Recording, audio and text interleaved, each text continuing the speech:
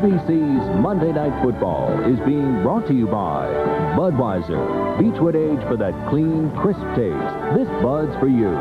By Nissan, inviting you to test drive the new 240 SX. By United Airlines, rededicated to giving you the service you deserve. Come fly the friendly skies. And by Braun Electric Shavers. It is through superior design that superior performance can be achieved.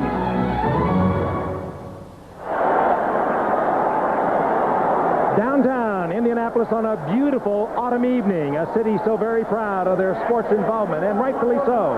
The Pan Am Games in '87, the Olympic trials this past year, the Indy 500, and they're also equally as proud of their Indianapolis Colts. Sellout crowd in the Hoosier Dome tonight, first time ever for Monday Night Football in Indianapolis. A bizarre crowd, if you will, a little crazed in many ways. They are into tonight. They are into the football game, and they are into the festivities. There are 60,000 masks that have been distributed throughout the stadium. Some familiar faces as you look into the audience. Yes.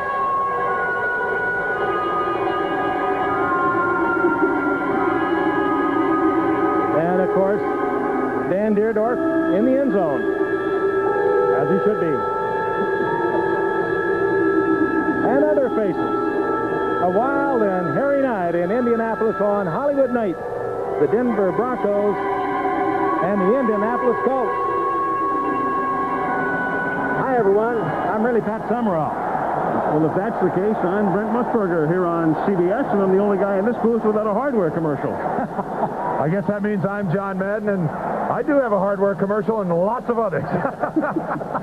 It is a real wild and zany night here in Indianapolis. They have been preparing for this all week long, and there literally are 60,000 masks spread out through the stadium. And of course, we have to get serious because while the fans are having a whale of a time here, there are two football teams that are very serious about tonight. That, of course, being the Indianapolis Colts and the Denver Broncos, two teams that have struggled through the first half of the football season. They look to improve.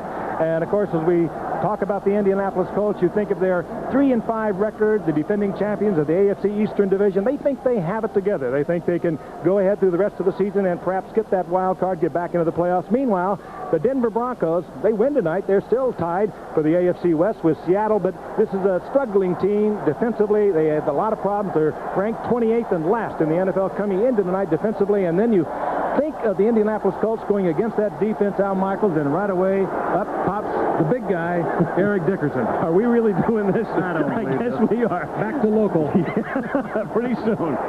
The Colts have to feel pretty good about the way things have gone in the last couple of weeks. This is a team that started out 1-5, and of course, since they finished first in their division last year, their schedule extremely difficult in 1988. But they beat Tampa Bay 2 weeks ago, then they beat San Diego last week. They think they have it together, but as Frank mentioned, they're in the same division as the Buffalo Bills, who have the best record in the league right now. So the Colts are looking for a wild card berth, and tonight is a very pivotal game for Indianapolis. Dickerson against the league's worst rushing defense. Dan, the Denver Broncos, they come off their worst performance of the season last week against Pittsburgh, but at least they get Elway back tonight. Yeah, John is back tonight, and while Gary Kubiak was the quarterback last week in their loss to the Steelers, it's certainly unfair to lay that loss at Kubiak's doorstep. Al mentioned the fact that this is the worst defensive team in the league statistically against the run.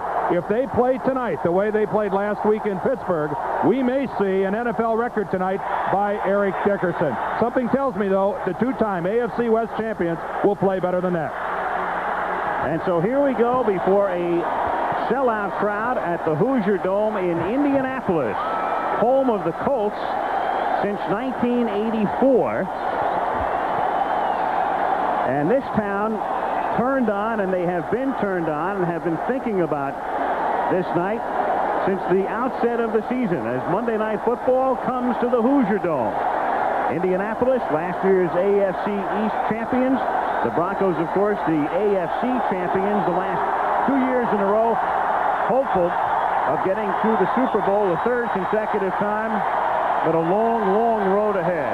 Dean Biasucci, as good as there is in the NFL right now as a place kicker, to boot it away. Ken Bell and Ricky Nattiel back to receive for the Denver Broncos. and a momentary delay as they take care of some debris on the football field. And here we go before what we know is going to be a raucous crowd, and they already are completely into it in Indianapolis. Piasucci to Natil, and Ricky from the 4-yard line. Looking to turn the corner, does at the 20, and then is run out of bounds at about the 27-yard line, tackled by Freddie Robinson. And so here is Elway. John injuring his knee and his ankle, but it was the ankle that kept him in street clothes last week at Pittsburgh. Back he comes tonight. Only 7 touchdowns and 11 interceptions, so a not too typical Elway type of season. Dorsett and Winder the running backs. Natil and Johnson the wideouts. Clarence Kay is the tight end. We'll also see a lot of Mark Jackson at wide receiver. And we'll watch Keith Bishop at left guard with a broken thumb. From the 27-yard line, Tony Dorsett takes it out to the 33. Dorsett has been carrying about 15 to 20 times a game this season, but his average only 3.7 yards per carry. Defensively now for Indianapolis, the 3-man front, Joe Klecko, who was released by the Jets, signed with Indianapolis, prolongs his career here. They love O'Brien, Alston, rookie linebacker. Young came from Seattle, the veterans Krause and Biquette. Good and Daniel are the corners. Robinson and Pryor are the safeties, and Dorsett is stopped for no gain. Byron Darby, who sees a lot of action at nose tackle. He alternates with Klecko, makes the stop. It'll be 3rd down and 5 upcoming. And as Denver moves into the pass situation, we talked with John Elway last night, this last week with the ankle injury from 2 weeks ago. He says that he can run to his right. He can be fleshed out and move to his right. If he has to go to his left, it's going to be very difficult. That ankle, the injury on the inside, and will make it very difficult for him to go to his left. 3rd down and 5 at the 32-yard line. Elway out of the shotgun for the first time, and incomplete. Intended for Natil and broken up by Willie Tullis, the cornerback. Tullis and the ball getting there together, and the Broncos are forced to kick. Well, it certainly appears that the kind of week it's been here in Indianapolis with all the festivities has transmitted itself over to the football team. The Colts have taken the field at what I would call a fever pitch, to say the least. Good coverage by Tullis. Look how, not even a stutter step when he read the break by Natil, closes on the football and made a play on what was really a good pass by John Elway. Horan has trouble with the snap, but is able to get it away and out of bounds, and they will line it up and mark it out of bounds near the 35-yard line. Credit Horan there. We mentioned Bishop. The hand that's broken is the left hand, not the right. He's normally one of the best snappers in football. The Broncos think he is the best, but that time Horan was able to bail him out. Keith Bishop, normally a one-handed snapper anyway, doing it predominantly with his right hand, so the Colts at least don't figure that it affects him that much, but with that cast on the left, I can't see how it can't play a part in a snap. So now Indianapolis and their rookie quarterback, Chris Chandler, from the 31-yard line. 3rd-round draft choice out of Washington, and the top quarterback selected in last spring's draft. Goes right to the air, completes it to Brooks, and Brooks is stopped by the last man, Harden. Only Harden between Brooks and the end zone, and Harden makes the tackle, and a big gainer for the Colts on their first play from scrimmage, 39 yards. And really a simple turn-in pattern by Billy Brooks, but Mark Haynes, number 36, is going to miss the tackle. Watch Brooks just stop, perfect delivery, and Mark Haynes just doesn't close and make the tackle, Frank. And as we look at the defensive unit for the Broncos, 4 men on the line of scrimmage, 4 down linemen. That's not what they usually go with. Of course, Mecklenburg out of the lineup tonight with the broken thumb, gone for about 6 weeks, and they have 4 down linemen once again. Just obviously the defense against Eric Dickerson. And Dickerson's first carry nets him about 6 as he takes it to the 24-yard line. Andre Townsend and Jim Ryan converge on the tackle. Chandler looks over for the signal on a 2nd down call.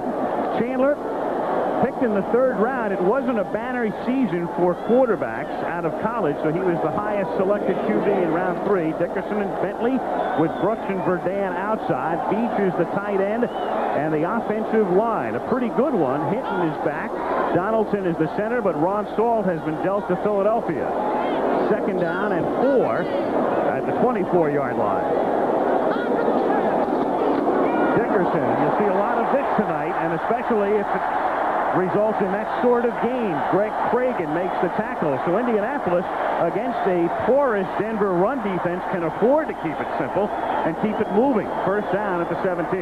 Basically, Denver just going with a 4-3 defense. That's new and something they have obviously put in just because of the Dickerson. Tell you what, they did that last time, Frank. They went with basically a 4-3 defense, like you said, but they only had 2 linebackers in there and 5 defensive backs. And Eric Dickerson went immediately on his cutback to the side of the Denver defense where they didn't have a linebacker. Now Chandler wants a timeout. So the rookie calls for a timeout with 11:17. The Colts mounting an impressive opening drive with no score in Indianapolis. When they line up in that 4-3 with Gilbert and Boyer both in there, Cragen and Townsend would play in a 3-man situation as well. Simon Fletcher can also get into a down position. If they want to go to 5-man line, they can do that also with Simon Fletcher, the linebacker, as Dan mentioned, only 2 of them. Rick Dennison is in the middle. And you'll notice in the secondary, Dennis Smith is back. He had been out with a hamstring pull. Back in the lineup. 1st down, Indianapolis at the Denver 18-yard line. No score, early 1st quarter. Eric Dickerson, 3rd carry, and again, a good one as he takes it to the 12-yard line. As you might suspect, Dickerson carries the ball about 80% of the time on Indianapolis's running plays coming in tonight. Total, they carried the ball 255 times, and Dickerson 204 of those. Eric has, I guess, gotten a lot of publicity in the last couple of days, going public with some statements along the lines that I'm the greatest running back that has ever carried the ball. And thing about it, if you examine what he has done, if you look at it on paper, it's tough to refute. Just stating facts, man. 2nd down and 4 as he nears the 10,000-yard mark for his career. 2nd and 4. And they give it to Dickerson on a delay. Cuts it back to the outside, but this time he's wrapped up. Number 61, Andre Townsend, with the initial hit, and then Simon Fletcher came in to finish him off. So it'll be 3rd down coming up at about the 13-yard line. Those comments by Dickerson, of course, were on the NBC pregame show yesterday when somebody asked him about Greg Bell, and he really took off on Greg Bell, of course, having a great year with the Rams. Called him a dwarf. Well, I was going to be kinder. Well, McMahon called Flutie America's favorite midget. America's favorite midget had a pretty good day yesterday. Boy, you said the crowd was going to be raucous tonight. What about us up here? Just the facts. Whoa. 3rd down and 4. Inside the 13, and Dickerson breaks the tackle. Touchdown. The great ones do that. Well, it's a 3-way trade that has all of the clubs involved very happy right now. Buffalo 8-1. They can't complain. They've got Bennett. Rams doing well. They're 7-2. They've got all the draft picks. And Indianapolis has this man, Eric Dickerson. And that time, the right tackle, Joel Patton, watch him from the right side of your screen, pull and trap, and Dickerson's going to run right into his back. Now, that might knock a normal man down, but somehow Eric maintains his balance, and that is a play designed to go off left tackle that he just routinely takes it off right tackle in for an easy touchdown. So they soften him up early on the 39-yard pass from Chandler to Brooks, and then it's Dickerson for the rest of the yardage all the way into the end zone as Biasucci's extra point attempt is good, and 5 minutes and 19 seconds into the game, it's 7-0 Colts. Right into the trap man, bounces off, easy stride into the end zone, and Dan, you sounded an ominous warning at the beginning of the show. Bowl 5, Baltimore 16-13. Nothing like a 24-hour room service here in Indianapolis. And who says the folks from the Midwest can't get wild? Yeah, who said that? Who said that? Who did? Biasucci kicks off, fielded by Kenny Bell at the 7. And he brings it back out to the 30-yard line. Another look now at Dickerson, and as stated, and this could be a very ominous note sounded on the Denver defense.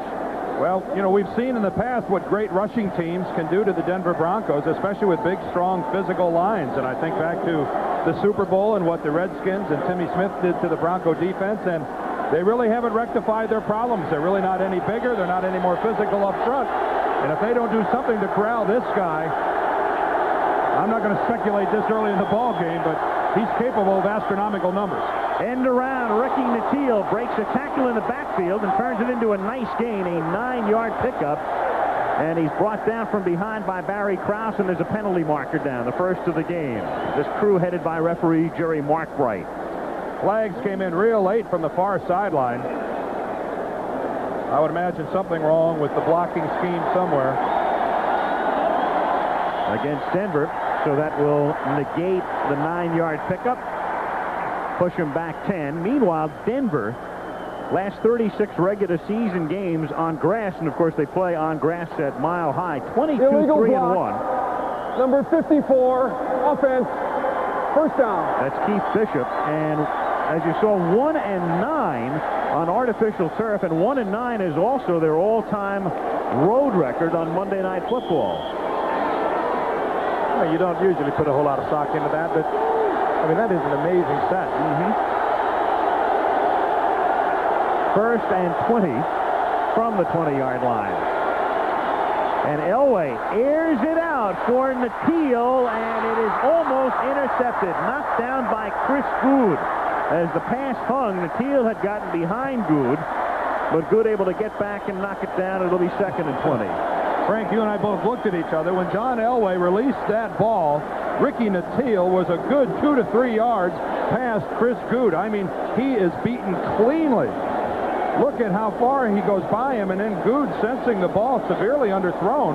I don't know that have anything to do with John's ankle. I think it might coming out. It's his right ankle, and Nattiel was stunned. John Elway's got a cannon. He could throw that ball another 20 yards. He just didn't do it. You don't normally have to come back for an Elway pass.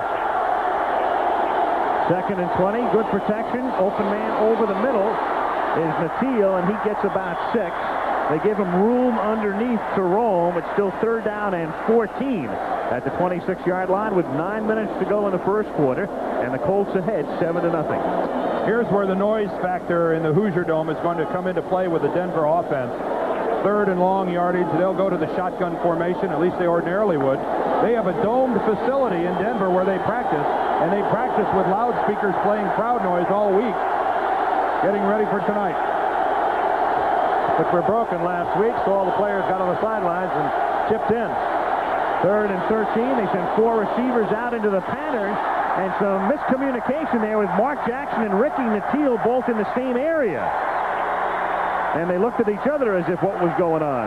Too early to make a judgment, but as you watch John Elway, he really is not driving off that right foot. Now, he can throw that distance easily with his arm. He doesn't come off like he strides into it ordinarily. It's really difficult to tell which one of those two guys was the intended receiver, but one thing for sure, it's not by design that both of them were within a couple of yards of each other downfield. Horan having a great year, and a left-footed kicker. This one is a short kick, and it bounces sideways along the 45-yard line and is down there. So Horan averaging 46 yards a kick, and that one is just 28. So Indianapolis has it near midfield. 8:21 to go in the quarter. 7-0 Colts.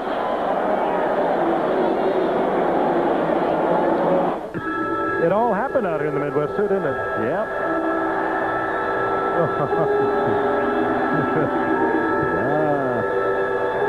Halloween in Indianapolis. It's a Halloween start for the Denver defense as Indianapolis rolled to a score on their first possession, and now from the 44, Chandler flushed out of the pocket and then brought down at the 44-yard line.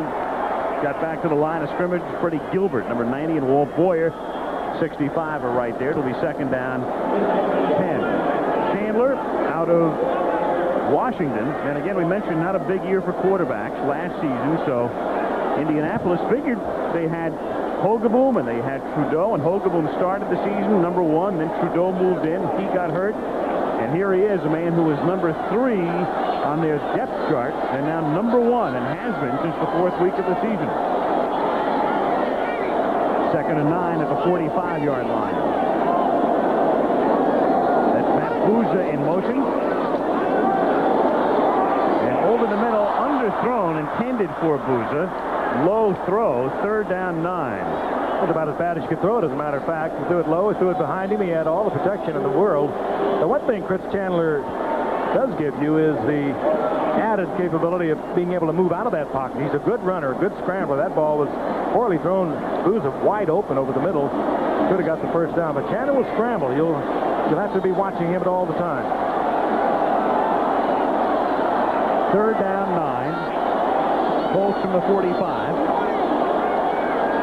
Bentley and Dickerson are the running backs. And Andre Townsend, unless he was drawn off, Pretty quick will be start. the guilty party. Yeah. Pretty quick start. No, I think that's going to be on Denver all the way. Unless someone had a little twitch that I couldn't see, but Townsend really got off to a fast start. He's not even complaining either. No, he was clearly across the line of scrimmage at the snap of the ball.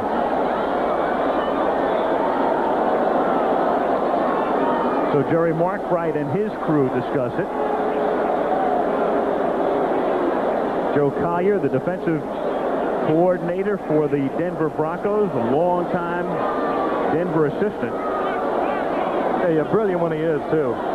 He's been doing a lot of things with mirrors over the past 2 or 3 years with a very small team. Coach Winfall, number 61, defense. 3rd down. Good look at Townsend. He'll be the second one up, and he's just guessing on the snap count, and defensive linemen will do that a lot, especially with a young quarterback who fall into a rhythm of using the same snap count all the time. Now it's the veteran quarterback, Gary Hogeboom, and here's the wishbone. They went to the wishbone last week against San Diego, and they bring it out again tonight, and this time they send Wansley in motion on 3rd down and 4, and Hogeboom has his pass tipped and incomplete, intended for Pat Beach.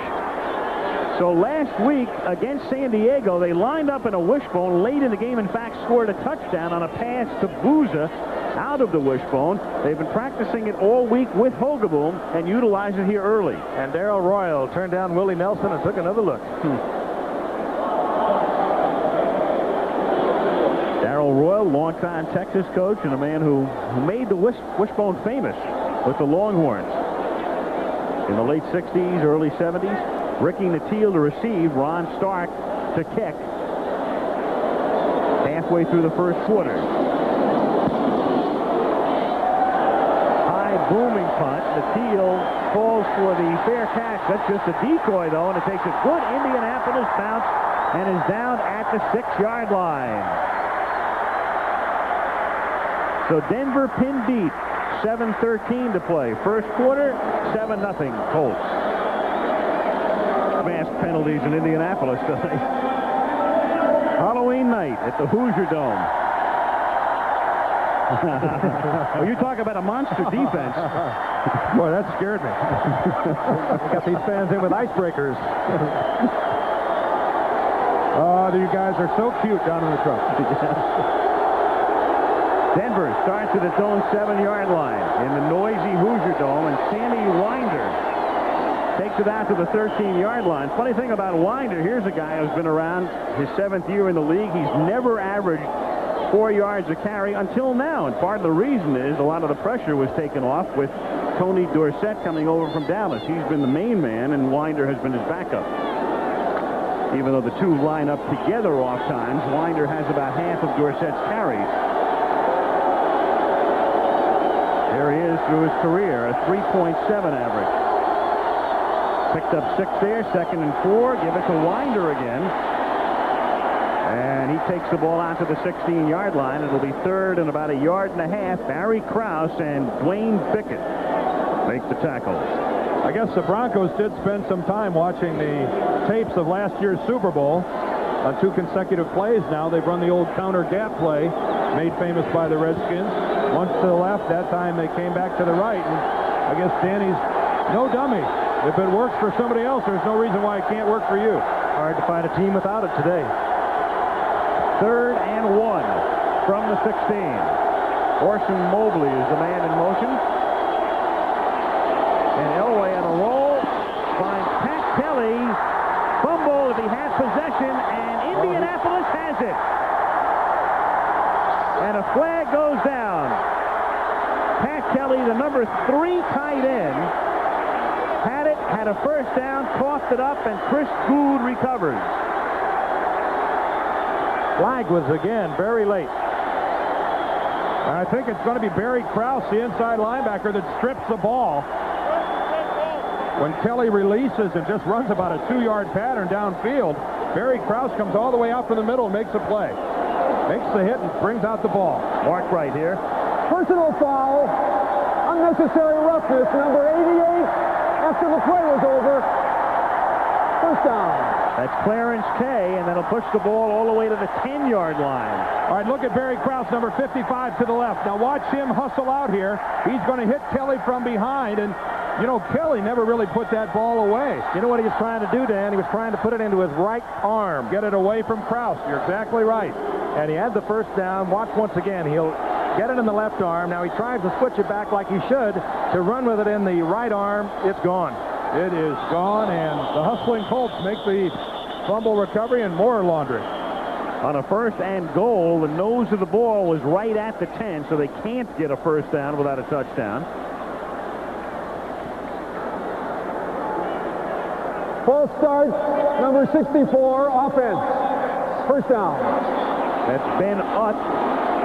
It pushes the ball back to the 15-yard line.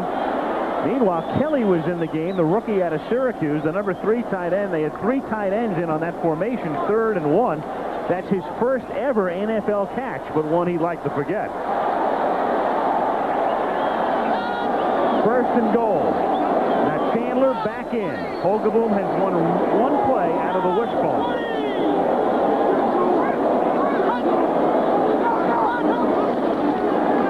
Dickerson cuts it back to the outside and steps out of bounds after a gain of 4 at the 11. He's run out of bounds by the cornerback Jeremiah Castile. 5:44 to go. First quarter, 7-0 Colts, who are looking for their 3rd consecutive victory.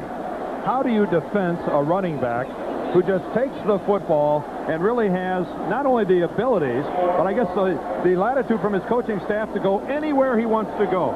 There is a play that was clearly designed to the right side of the offensive formation, and Dickerson takes it all the way and breaks containment going outside to the left. 2nd and goal from the 11. They give it to Dickerson. And Dickerson has his 2nd touchdown.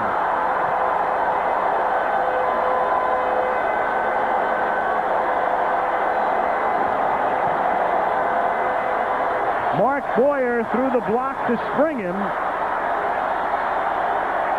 And with 5:39 to go in the corner, if Biasucci kicks it through, it'll be 14-0. How do you defend him? I don't know. He's a big man. He has great strength. He does not look like he's covering the yardage as quickly as he is. You take an angle on him, you get there a little late, and when you get there late, your arm tackling, he just runs right through it. Number 55, Rick Dennison, the linebacker, coming out to the inside. No chance to get there. It just looks easier when Dickerson does it because he's so gifted. 14-0 in the 7 prior games in the history of the Colts-Bronco rivalry. The Colts had never scored a first quarter touchdown, and they have 2 here tonight. They lead 14-0, and the Broncos have to think back to last week against Pittsburgh when they were blown out early and never recovered. Look at this natural hole. The Broncos are going to go upfield and inside. Here's Rick Dennison. His job is to scrape into this hole and make the play on Eric Dickerson. And watch how Dennison, a little slow to read it, and then late in getting there and gets picked off. That is his play all the way. A linebacker is assigned a hole primarily, Frank, and Dennison, for whatever reason, didn't get there. And they are playing a defense in which Dennison is not familiar. It would be more like a Dallas Cowboy, middle linebacker in the Dallas Cowboy defense, and he is a strong inside linebacker. It's that little moment of hesitancy that was the difference. He had to try the arm tackle and forget it was Dickerson. And, of course, the loss of Mecklenburg to the Bronco defensive team has thrown them totally into turmoil. forced him into the 4-3, and you never really can play something different as well as you play what you do all the time. Well, the Denver Broncos, unfortunately, not getting off to any better start than they got off last week against Pittsburgh. Keep in mind, how bad were they manhandled by the Steelers last week? They were trailing 24-0 before they got their first down in the ball game. That was late in the second quarter. And here they're down 14-0 as Biasucci kicks off. He angles it. It's fielded up at the 11-yard line by Jason Johnson, who was activated for tonight's game. He's a wide receiver. He brings it back out to the 28. He is stopped there by Jeff Harrod. So John Elway, who missed last week's game, Kubiak guided him, and then Ken Karcher came in at the end and wound up throwing a touchdown pass. And Elway down by 14 to lead him from the 27. Now Cleveland with Kozar healthy, Houston with Moon healthy, both winning yesterday. Each team a game back of Cincinnati, AFC Central. That's the matchup from the Astrodome a week from tonight. Cleveland and Houston on Monday Night Football. First and 10, Denver from the 28-yard line, and the whistle stopped the play before the snap. A whole lot of things wrong with that one. Well, first of all, Joe Klecko was across the line of scrimmage at the snap. I don't know if somebody moved or not, but looks like Big Joe got the Full start, number 66, offense, first down. Well, that's a sign of a veteran. Jim Juriga, the left tackle, is the guy that moves, and Klecko sees it, and no use waiting. Get across that line of scrimmage, force the penalty, and he did it. Big tackle out of Illinois, Jim Juriga. First and 15. 2 punts and a fumble and a first and 15, and they're down 14-0. Elway, much too high. Intended for Vance Johnson. Second and 15. Eugene Daniel with the coverage on the play. John has struggled all year long, not just tonight when he's coming back from a very severely injured ankle a couple of weeks ago, but coming into tonight. 7 touchdown passes, 11 interceptions. Just not a John Elway year. We watched him and we talked to him last night. A 24-0 lead. The Raiders coming back to beat the Broncos, and John, he took full blame for it. Shotgun and a mocking Elway chant a la Darrell for Strawberry on second and 15. The catch is made by Natil, and Ricky is dropped at the 32-yard line, short of the first down by about 5. Barry Krause in on the tackle on one of the 3 amigos, and they're all back together. Natil and Johnson and Mark Jackson, who suffered a broken collarbone earlier this season, healthy again, the former Purdue Boilermaker.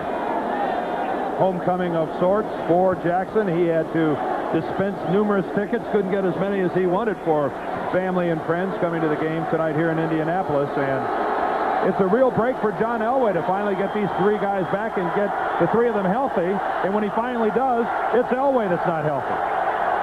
Third down 4, Denver from the 33-yard line. And Elway throws, and he's first down, and the price is paid by Vance Johnson, hit hard by Willie Tullis. But a first down for Denver out at the 41-yard line with 4.5 minutes to go in the quarter. You know, this is what they should be able to do all night, Denver. If they keep it short, keep it underneath, because this defense of Indianapolis is not any great shakes. They are 25th against the pass coming into tonight. You keep it short, you get your confidence back and get something happening, and I think that probably is what Dan Reeves is thinking about right at the moment. We've got to make something happen here. They normally do it through the air. Dorsett last night was lamenting the fact, he said, when we fall behind 3-0, we go to the air. Unlike Dallas. They fake to Dorsett. Elway going to the air again, and down he goes in a heap at the 28-yard line. The charge led by O'Brien Alston, a 10th round draft pick out of Maryland. And Frank told you a little bit earlier about how John Elway confessed to us last night that if he has to go to his left, he's in trouble. Well, this time his pressure comes from the right. If John is going to get away, he's going to have to go left to escape the rush of Alston, and he's not able to do it. And it's not often you'll see John Elway back in the pocket, sense some trouble coming from a certain direction, and just stand there and take the sack. He'd be gone now. Yep. Get it. And he tried to go right even at that point. Yeah, he knew it's the only way he can go. Right into the rush. Second and 21. He steps up and then fires complete, and If it is complete, it's a fumble, and it's picked up and run back to the 23-yard line. A completed pass, and it's Craig Swope who gives Indianapolis the ball after Mark Jackson fumbles. And I don't believe that's the homecoming that Jackson had in mind.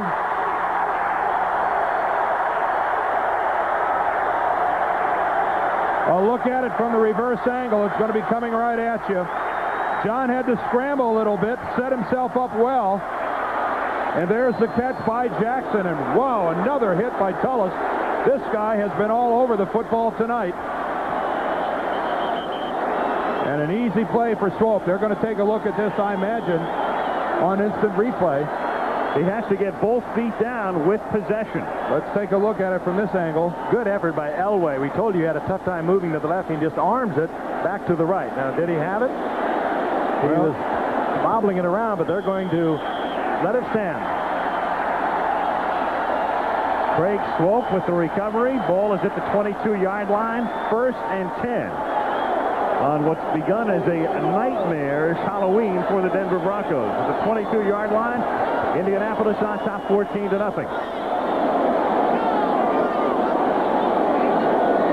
Replay booth said the replay was inconclusive. That's why they did not overrule. Dickerson. He just draws up his own running pattern, doesn't he, at the 18-yard line? It doesn't matter where the blocking is. Well, they let him do that. That play is designed. They just blow forward, and then he takes about a half a beat, takes a little stutter step, and he goes wherever he wants to go.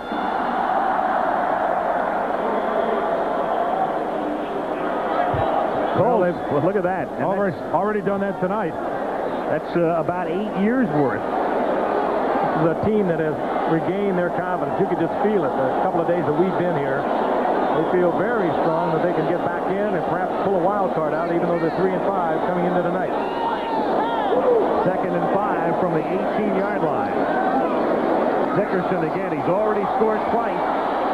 And a 1st down at the 11-yard line. And that Denver defense, porous to begin with, last in the league against the run, and minus Mecklenburg, unable to do anything to stop Indianapolis. 2:22 to play in the quarter. They've been giving up an average of 158 yards rushing.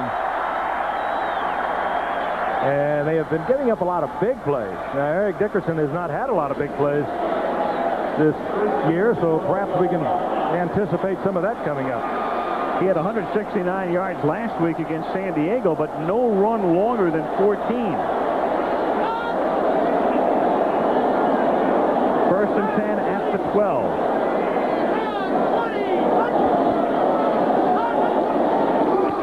Dickerson again, and he adds to his league-leading rushing total. Earlier, we showed you the graphic when he gets to the 1,000-yard mark this season, and that would seem to be an easy goal for him, assuming he's not injured. It will be the 6th consecutive year he's done it, and only 2 other guys in the history of the NFL have done that, Franco Harris and Walter Payton. I don't think anyone's done it the first 6 years of their career, have they? Nobody in their first 6.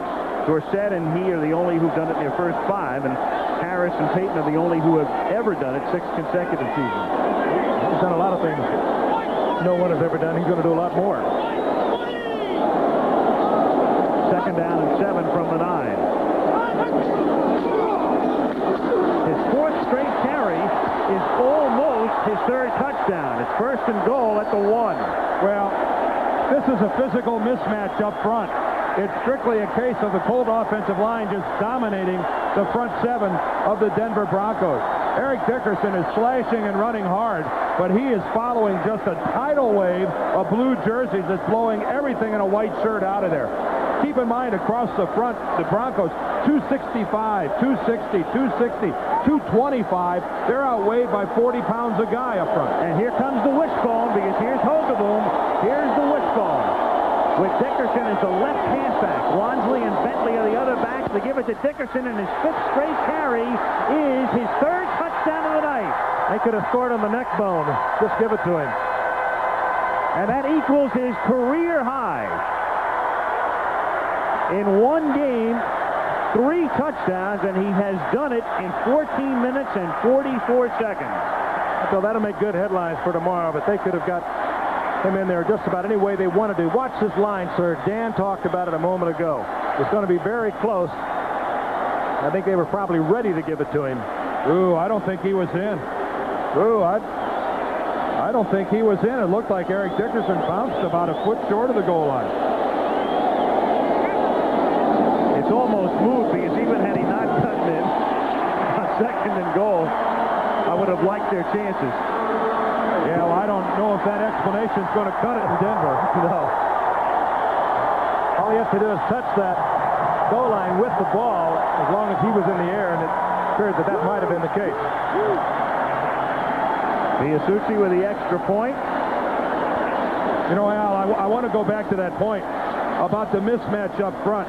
Check out the front wall of the Colts as we look at it again. 295, 290, 288, 286, and 307. There is no way that the Denver Broncos can sit in there for an entire ball game and play hardball with the Colts of Indianapolis. Dan, didn't we say that about the second quarter of the Super Bowl with the Redskins and the same defensive unit? Let's look again now. Did he get in? I think he got in. I think when he comes down, as long as the knee is not touched, if that ball touches the goal line, you got 6 out of it. Well, I'll be the devil's advocate. I don't think he got in. I think he got in. I think that the nose of the football just touched the goal line. Well, what do you know? We're 60 yards away from it. What do you know? You're sitting here with a 9,000-inch telestrator. Come on. The fact of the matter is, there's Al. Who is that? Oh, who puffed that one up? They got a picture of your ego. Oh, no, come on.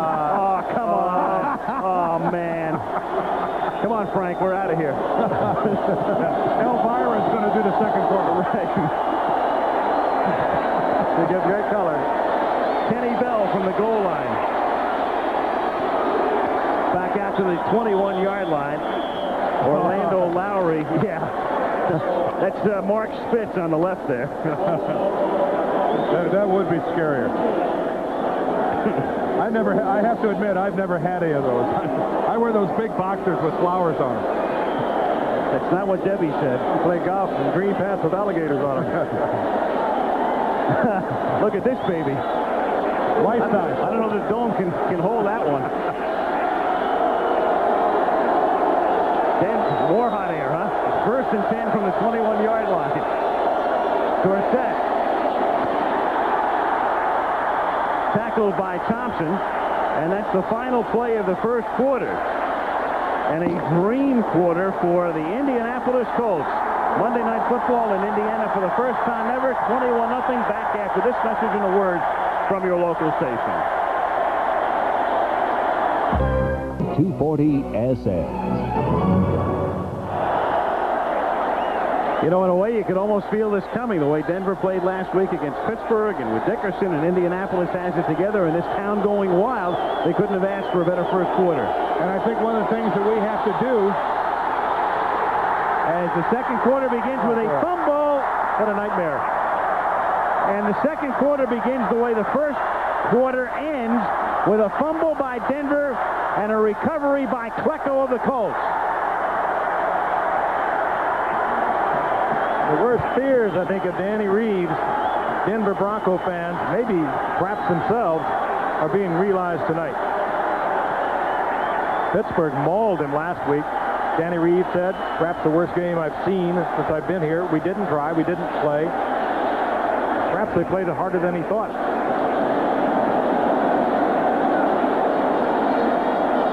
The Broncos already turning it over 3 times. Chandler asked for quiet at the 19-yard line.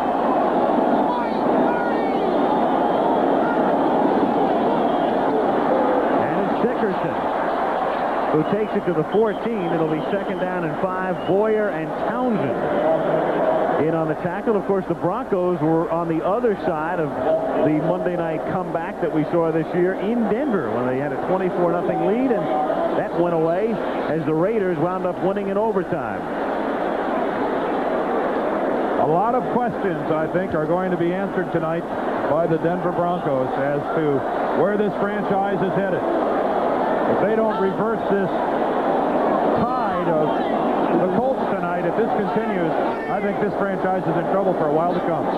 Second down and 6 from the 15-yard line. It's Dickerson again, and this time they stop him after a gain of 1. Simon Fletcher, number 73, trips him up along with help from Rick Dennison. It'll be 3rd down and 5. Elway was telling us last night that loss to the Raiders when they blew the 24-0 lead was as tough as the 2 Super Bowl defeats. He said he really wanted to win that game, in particular because Mike Shanahan, his quarterback coach over the past several seasons at Denver, is now, of course, the Raiders head coach.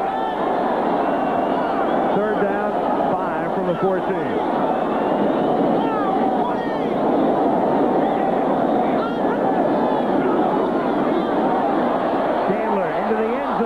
Too high for Brooks, off his fingertip.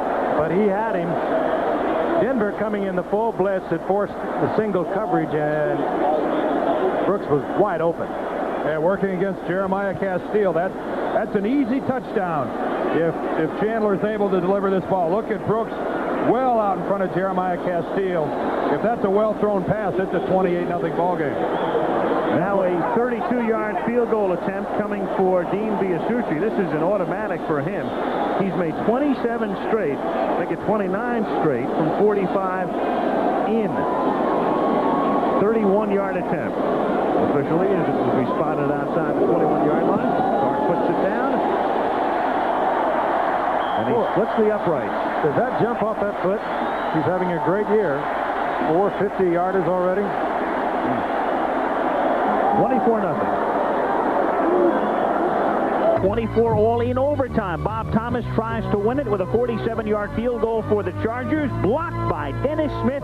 Picked up by Louis Wright, who takes it in for a touchdown. Broncos beat the Chargers 30-24. Indianapolis on top 24-0. 13-22 to play in the first half.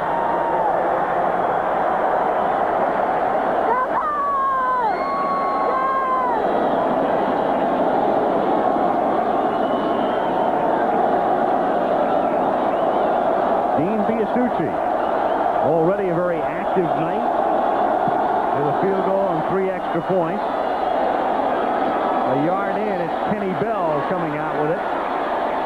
Cuts back the other way and returns it to the 28-yard line. So from there will the Broncos begin this drive. And the average possession start in this game, a significant difference. Denver beginning at its own 23, and Indianapolis at the Denver 35, and of course in good measure that has resulted from the 3 turnovers.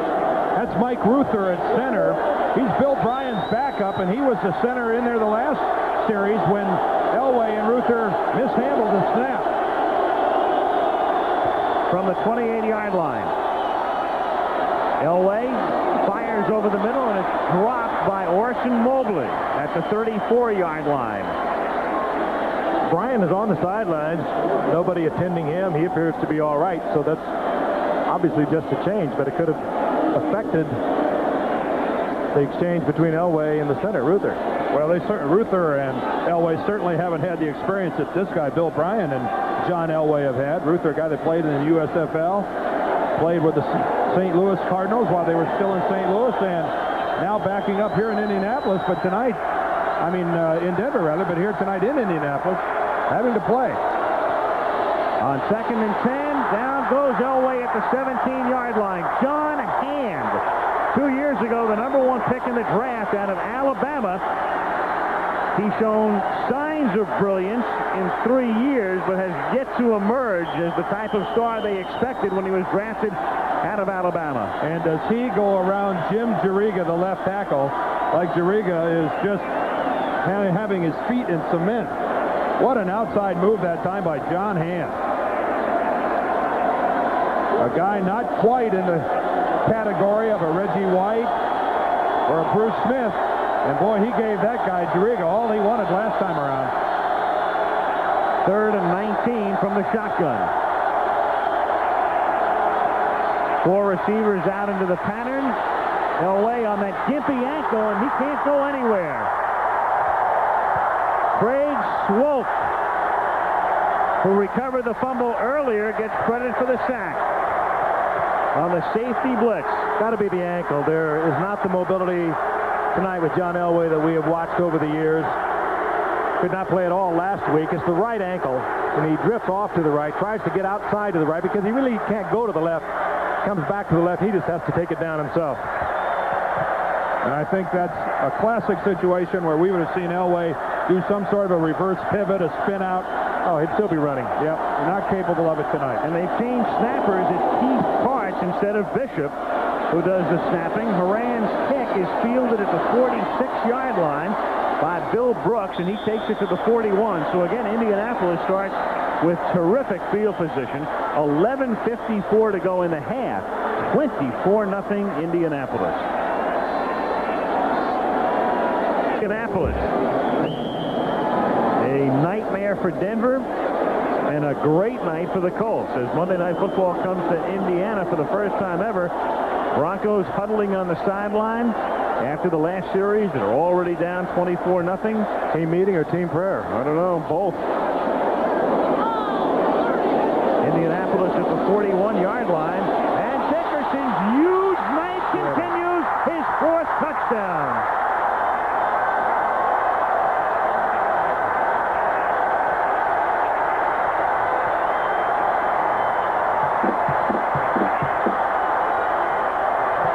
There could not be a more basic play in football than the Colts just ran and stuffed it down the Denver Broncos' throat.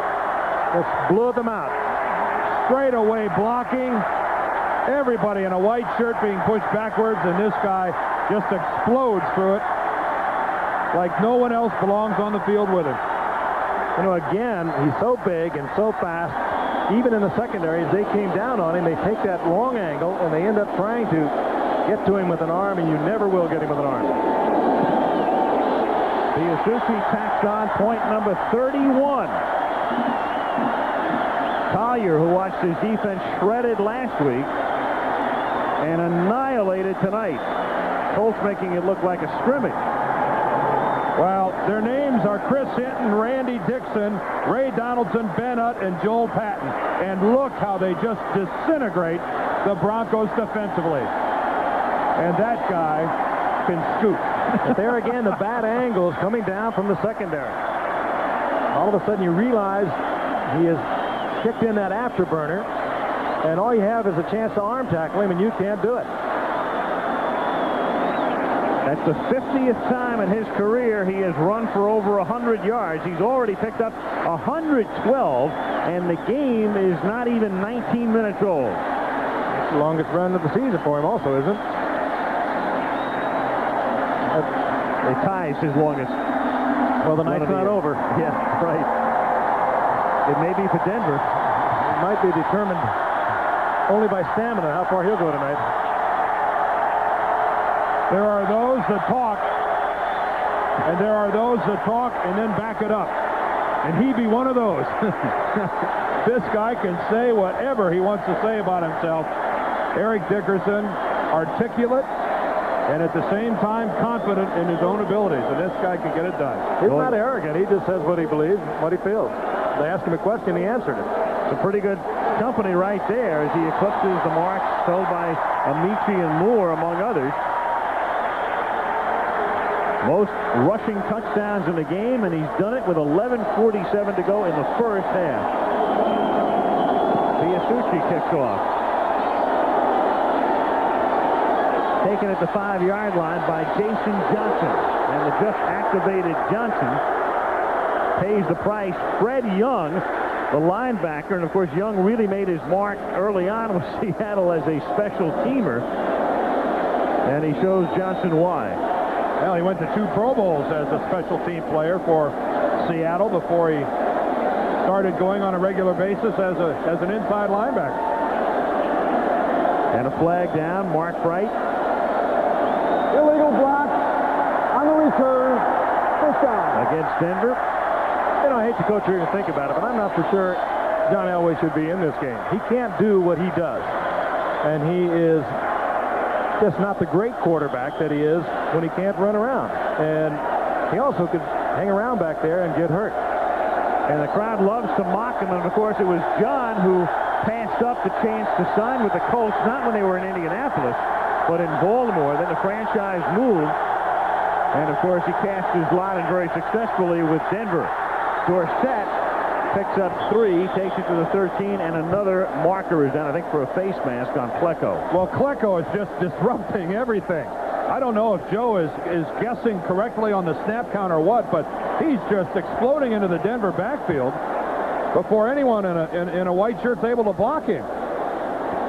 Once he's in there, look at Mike Ruther just tackling the center, but a good look there how Klecko does get the face mask of Dorsett. But it looked like Ruther was tackling Joe Klecko at the same time. Personal foul. Grabbing the face mask. Number 73, defense. First down. I talked to Joe just before the game, and he said, oh, look. He said, I couldn't help it. But, I mean, you're going to see right here once again. Look at Ruther tackling him from behind. A couple of fouls right there. But Klecko says he's finally coming around. He has much more movement now, and we've seen it tonight. He is very quick. Broncos just happy to have a first down. And Winder takes it out to the 30-yard line. He picks up 2. It'll be second down, 8. It's almost back to the basics here for Denver. They're down 31-0. They're staying on the ground. They just need to get something, anything established at this point. That's Gary Kubiak, who played last week against the Pittsburgh Steelers, and he was not scintillating there, although the Steelers' defense was scintillating. He had 3 interceptions a week ago in that 39-21 loss. From the 30 on second and 8. With Mobley in motion. Elway, good protection, and he hits Johnson for a first down at the Indianapolis 47-yard line. Vance Johnson cutting across the middle. The tackle made by Eugene Daniel. Good protection that time by the Denver Bronco offensive line.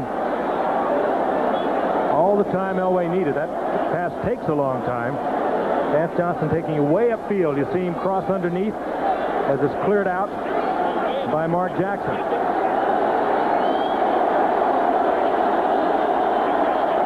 First down at the Colts 47-yard line. And Elway going deep for Mark Jackson, and he makes the catch at the 2-yard line. A great catch. The coverage by Chris Good, and Jackson making the catch and staying inbounds at the 2. First and goal. Well thrown. Great reception and good coverage by Good. And just an excellent study and concentration here by Mark Jackson. Watch him concentrate on the football. Really good coverage by Good, as Frank said, but look at Jackson continue to move downfield and yet concentrate, keeping his eyes on the ball. I mean, you can't fault anyone here. Excellent throw, excellent route and catch, and really good coverage by Good. Jackson, of course, has to think where his feet are, both having to come down inbounds, and he concentrates, pulls it in, holds onto it, both feet in bounds. They are reviewing it. And it showed it clearly, but that's the delay right now. The replay official is George Sladke. I don't know what they could be looking at other than this replay right here, and it's certainly clear that both feet are down. And there's one, there's the other, and not bobbling the ball. No, good possession. Come on, guys. Denver is down by 31 points. Let's not be too tough on them.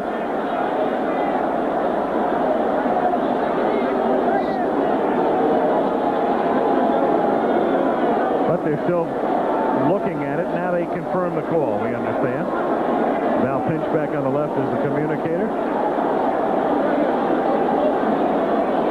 They just have to communicate it to the field, and then Mark Wright will tell us the play stands. Got a chance to see Jerry Mark Wright informing everyone that 76 for Denver is in there now as the tight end. That, of course, Ken Lanier. Well, they're having a problem with the communication equipment, obviously, and that's why Mark Wright is waiting as they go to the backup. The play stands. First down.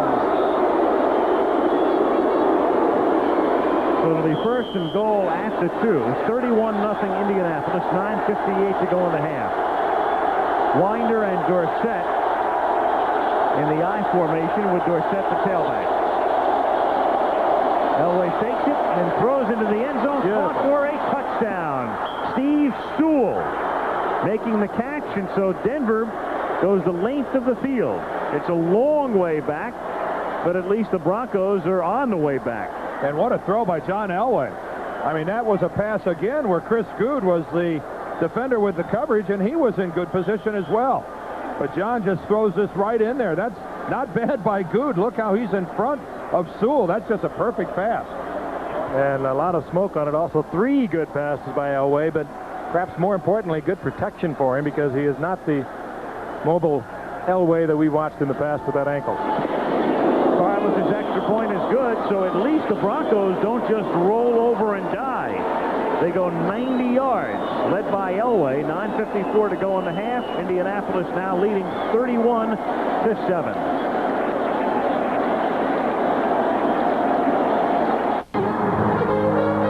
In Indianapolis, Al Michaels, Frank Gifford, and Dan Deerdorf. 31-7 Colts. Broncos just driving for a touchdown. Carlos kicks off, and it bounces at the 3 and then bounces out of bounds. So it'll come back to the 35-yard line where the Colts take over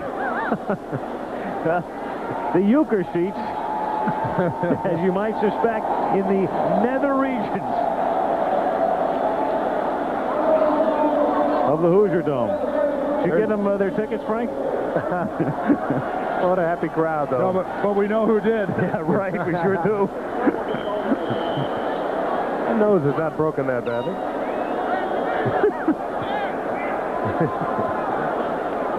Oh, yeah.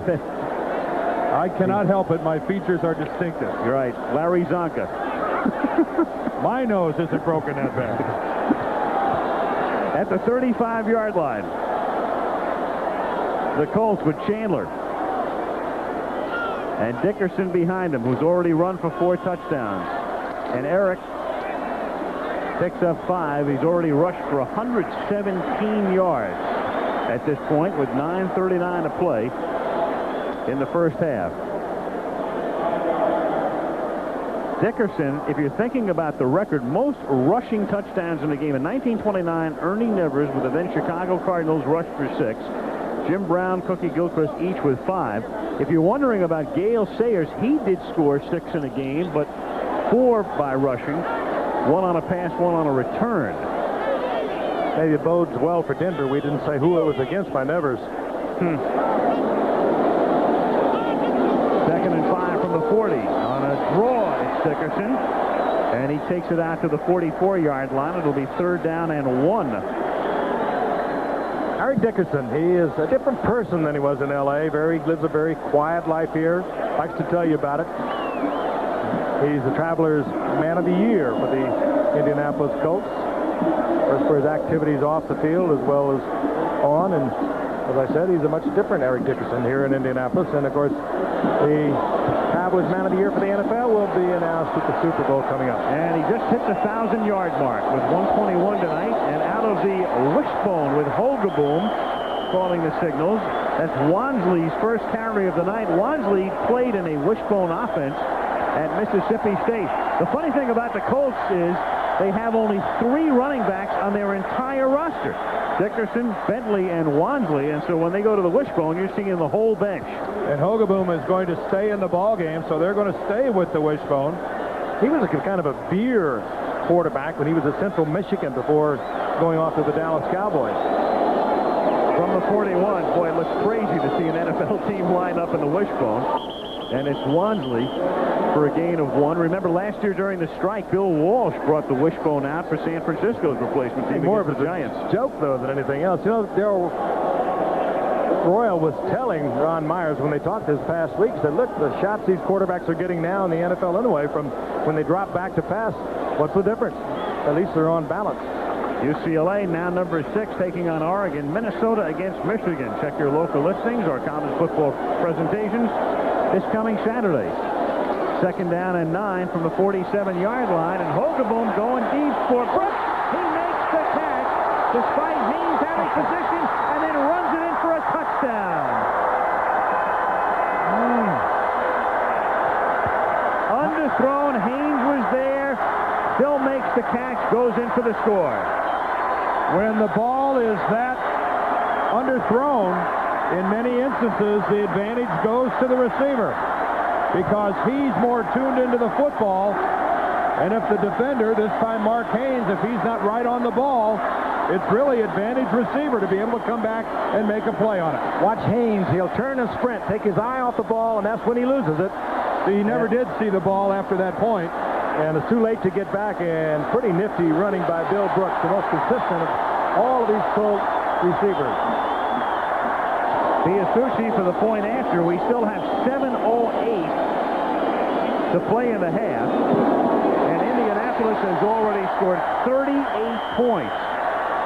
The franchise record most points in a half by the Colts when they were in Baltimore, 42 and a half in 1956 against the Rams. Play action didn't mean anything to Mark Haynes. He was man for man all the way, didn't even see the play action. But when he took his eyes off the ball to get into the sprint, to run side by side with Bill Brooks, he lost it. Brooks comes back, gets it easily, but then he makes a pretty nifty move here about the 10-yard line to get it in.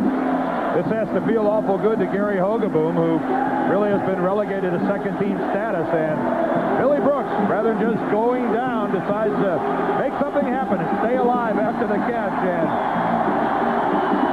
a magical night. I don't know what else you can say. Not much victory left, not even for the overs and unders bettors at this point. 38-7.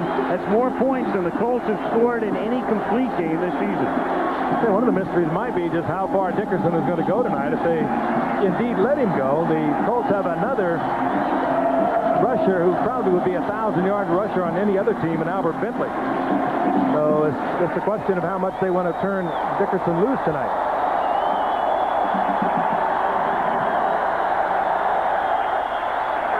As a running back, if I were a running back, say, oh, let me have this one. You can really run the numbers up.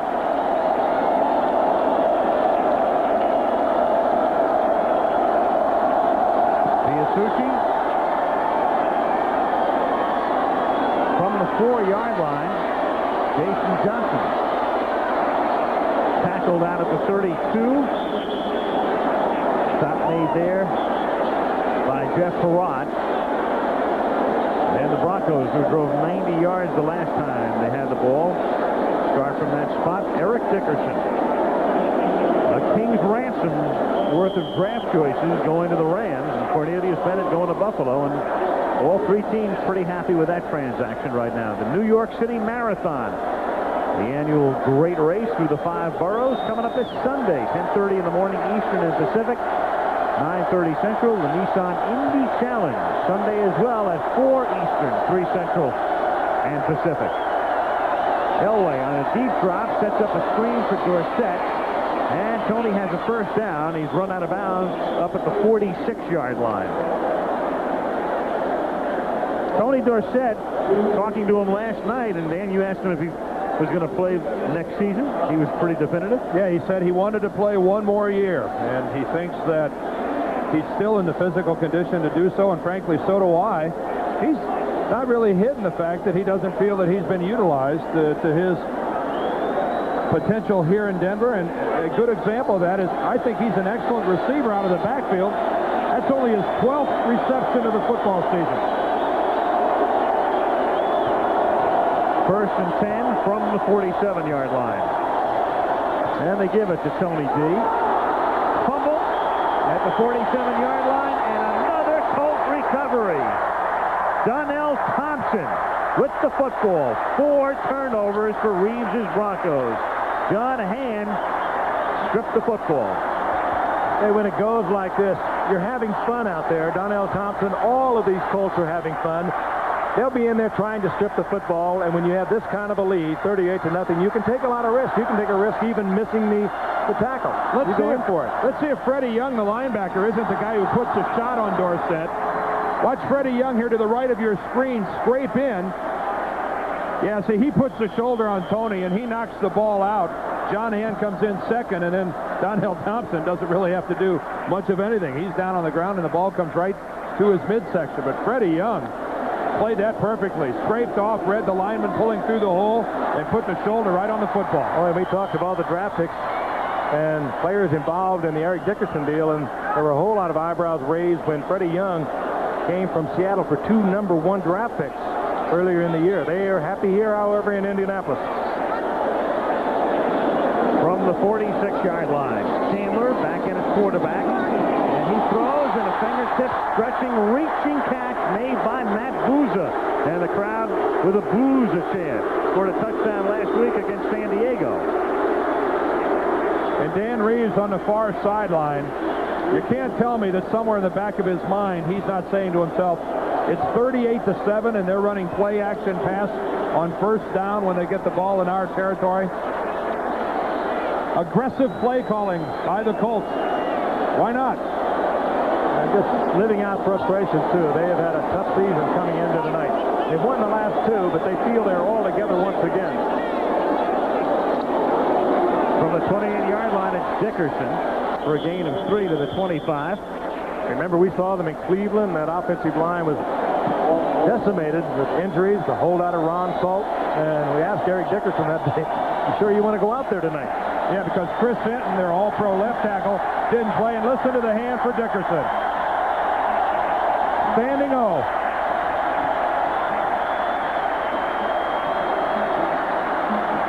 1,004 yards. The season just passed the halfway mark. Of course, he holds the all-time record.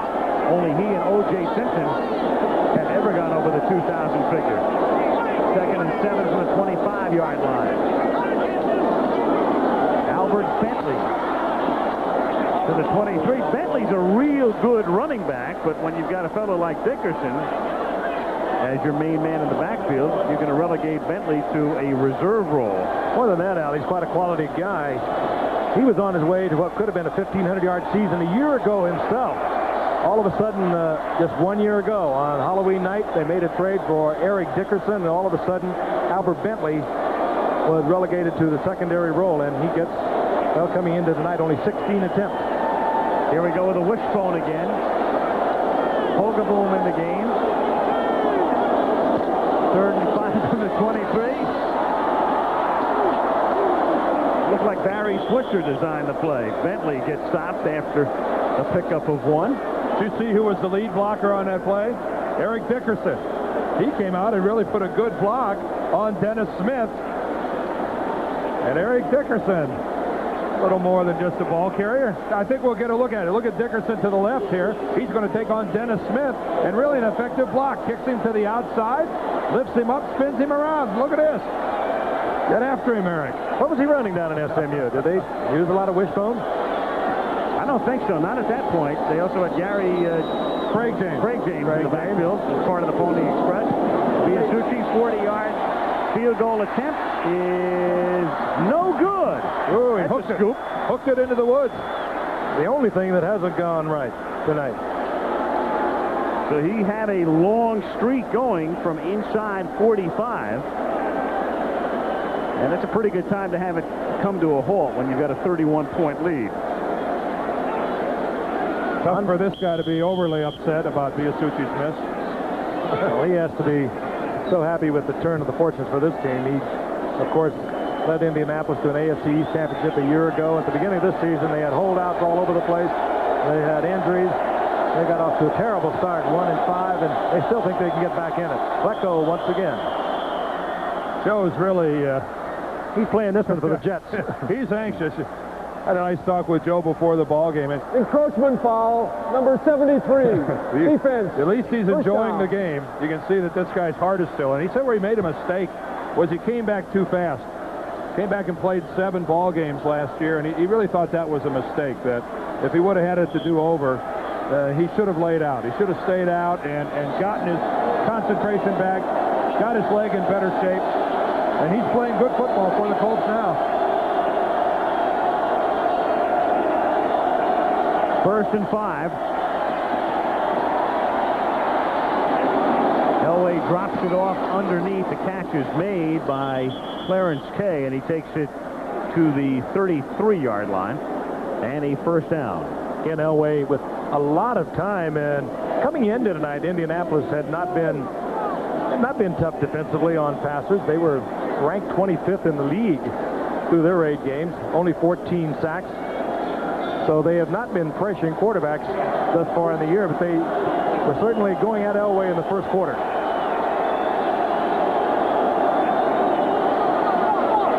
Elway to Winder.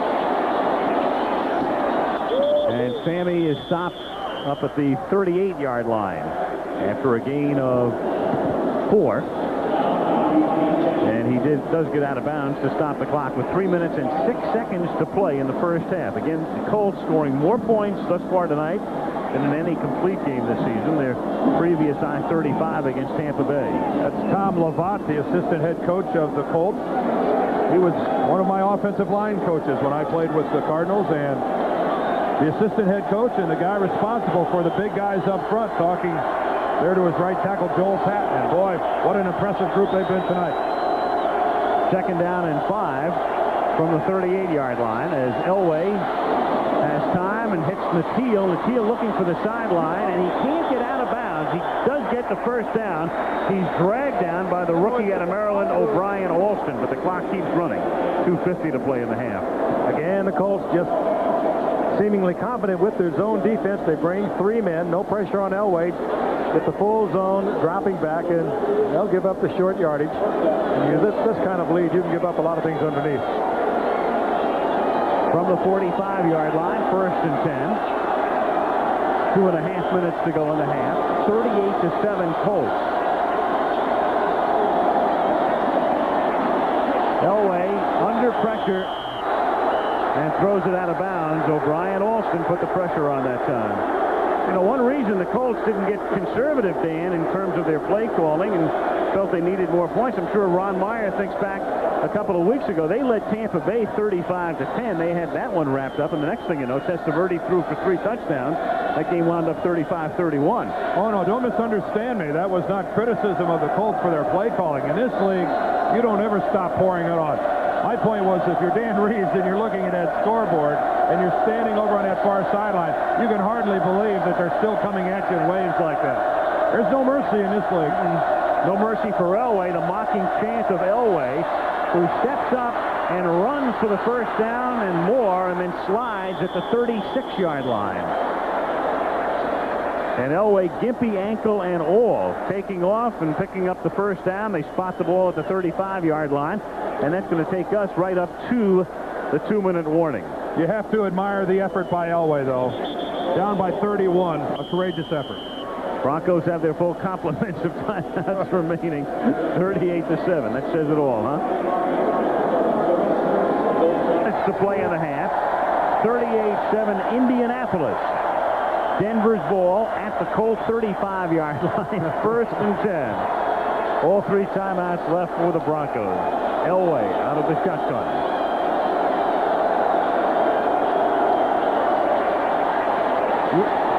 And Sewell in traffic off his fingertips and incomplete. Second down. Well, we saw Elway run for 20 a moment ago and pick up a first down. And yesterday, about as spectacular, 49ers with a very big victory. And he got some great blocks on that run also. Second down and 10 at the 35-yard line. Colts jump off. Flag is down. Could be a free play. Elway going for Johnson, and it's picked off in the end zone, but you've got a penalty marker down. Chris Good. We've also got interception. I think we've got 2 flags. One was an offsides against Baltimore, but now we've got a little fight going on back at the line of scrimmage, and a late flag, with Indianapolis, and a late flag thrown up at the line of scrimmage. I don't know if we're going to have a personal foul or whatever. Ezra Johnson was the man who jumped offside initially. Jerry Markwright, the referee. Head linesman is Terry Gerke. I was wondering which one of us would be the first to do a Baltimore. I'll confess to it. Double D. I've done a lot of Oaklands.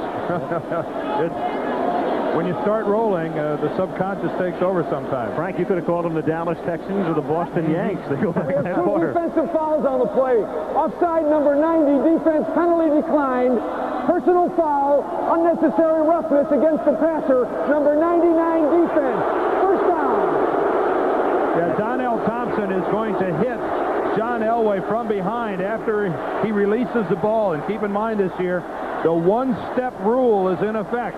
You can't take more than one step and hit the quarterback. And you see the hat right in the small of the back, and that's a good call. You can't hit a guy in the back with the top of your helmet. That's going to draw a flag every time. It wasn't so much the steps. I would agree with that it's the way he hit him in the small of the back with the crown of his helmet. That's going to draw the flag. Out of the shotgun on 1st and 10 from the 20-yard line. Elway, Johnson, nice move to the outside. And he's tackled at the 9. He picks up a first down. He's tackled by O'Brien Olsen. And Denver now stops the clock. They take their first timeout. And it comes with 1 minute and 33 seconds to play in the first half as Elway goes to the sidelines. You see the zone as it develops. And then the coverage. And Johnson trying to get to the outside. Former tailback at the University of Arizona. Good running back. And kind of wonder what's going to happen at halftime. You know, Danny Reeves was so upset last week after the 39-21 loss to the Pittsburgh Steelers. I don't know, what would a coach say to a team other than let's go back to the basics. I don't care what you do, how much we lose this by, we're going to go back. All I want to see you do is give me 100% effort. And they've been kind of warned if they don't. And Dan's reaction to this past week, that there might be some dire things happening. Well, Elway back after being injured last week and coming up at halftime on that subject. Jim McMahon live in Chicago. And Jim has a physical price to pay. A feature on that, on the injury situation and the McMahon update. And we'll get the latest from Jim as to when he figures to be back in the Chicago lineup after being hurt yesterday at Foxborough. First and goal, Denver at the 9-yard line with Mateel in motion. A lot of movement, but no flags, and Dorsett takes the ball to the 2-yard line. Yes, there was a flag. A flag at the 10.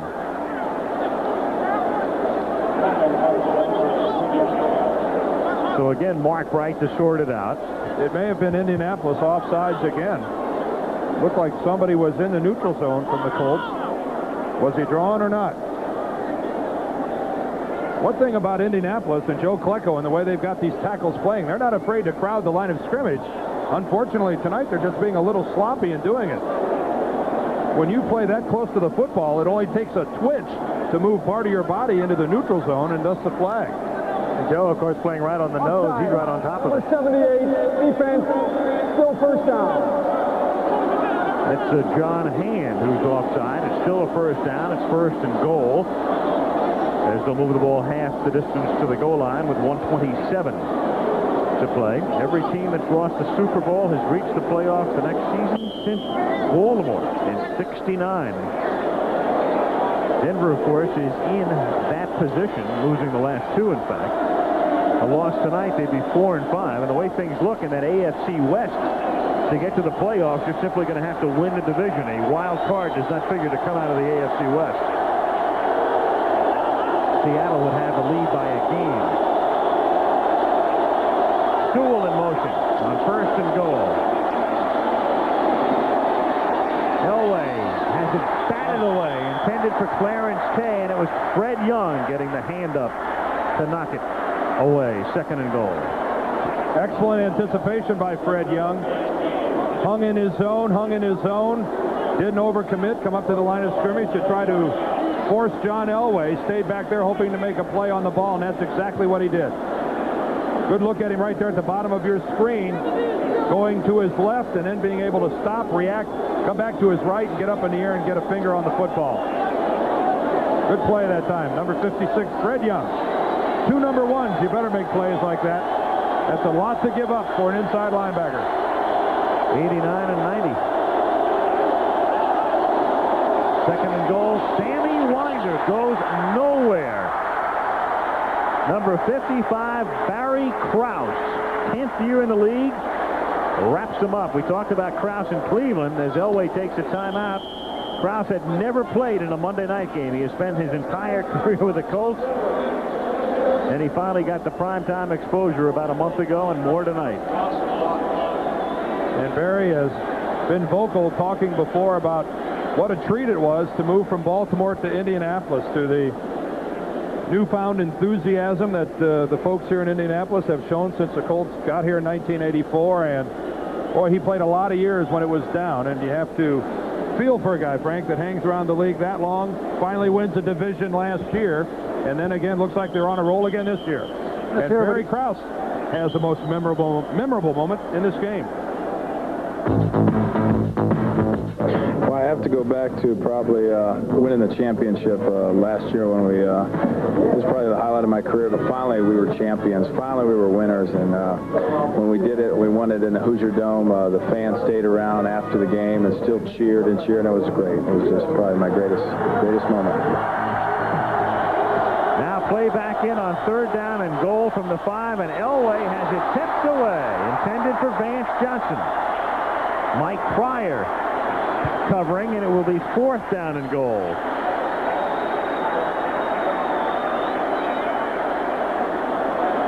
And with 1:04, and you're down by 31.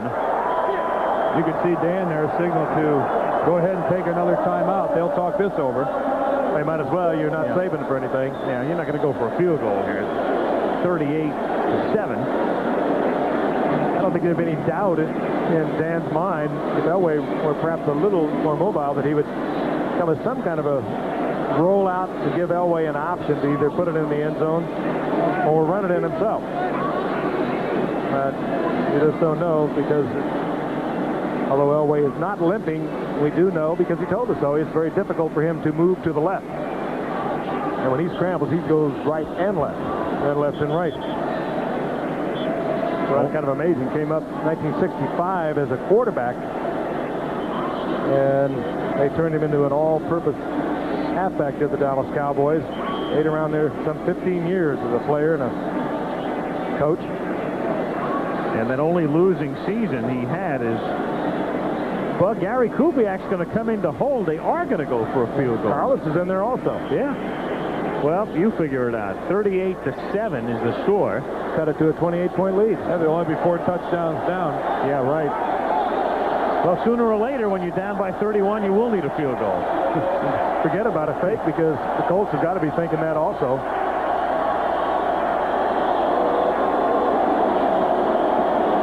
And they're going to let the clock run down.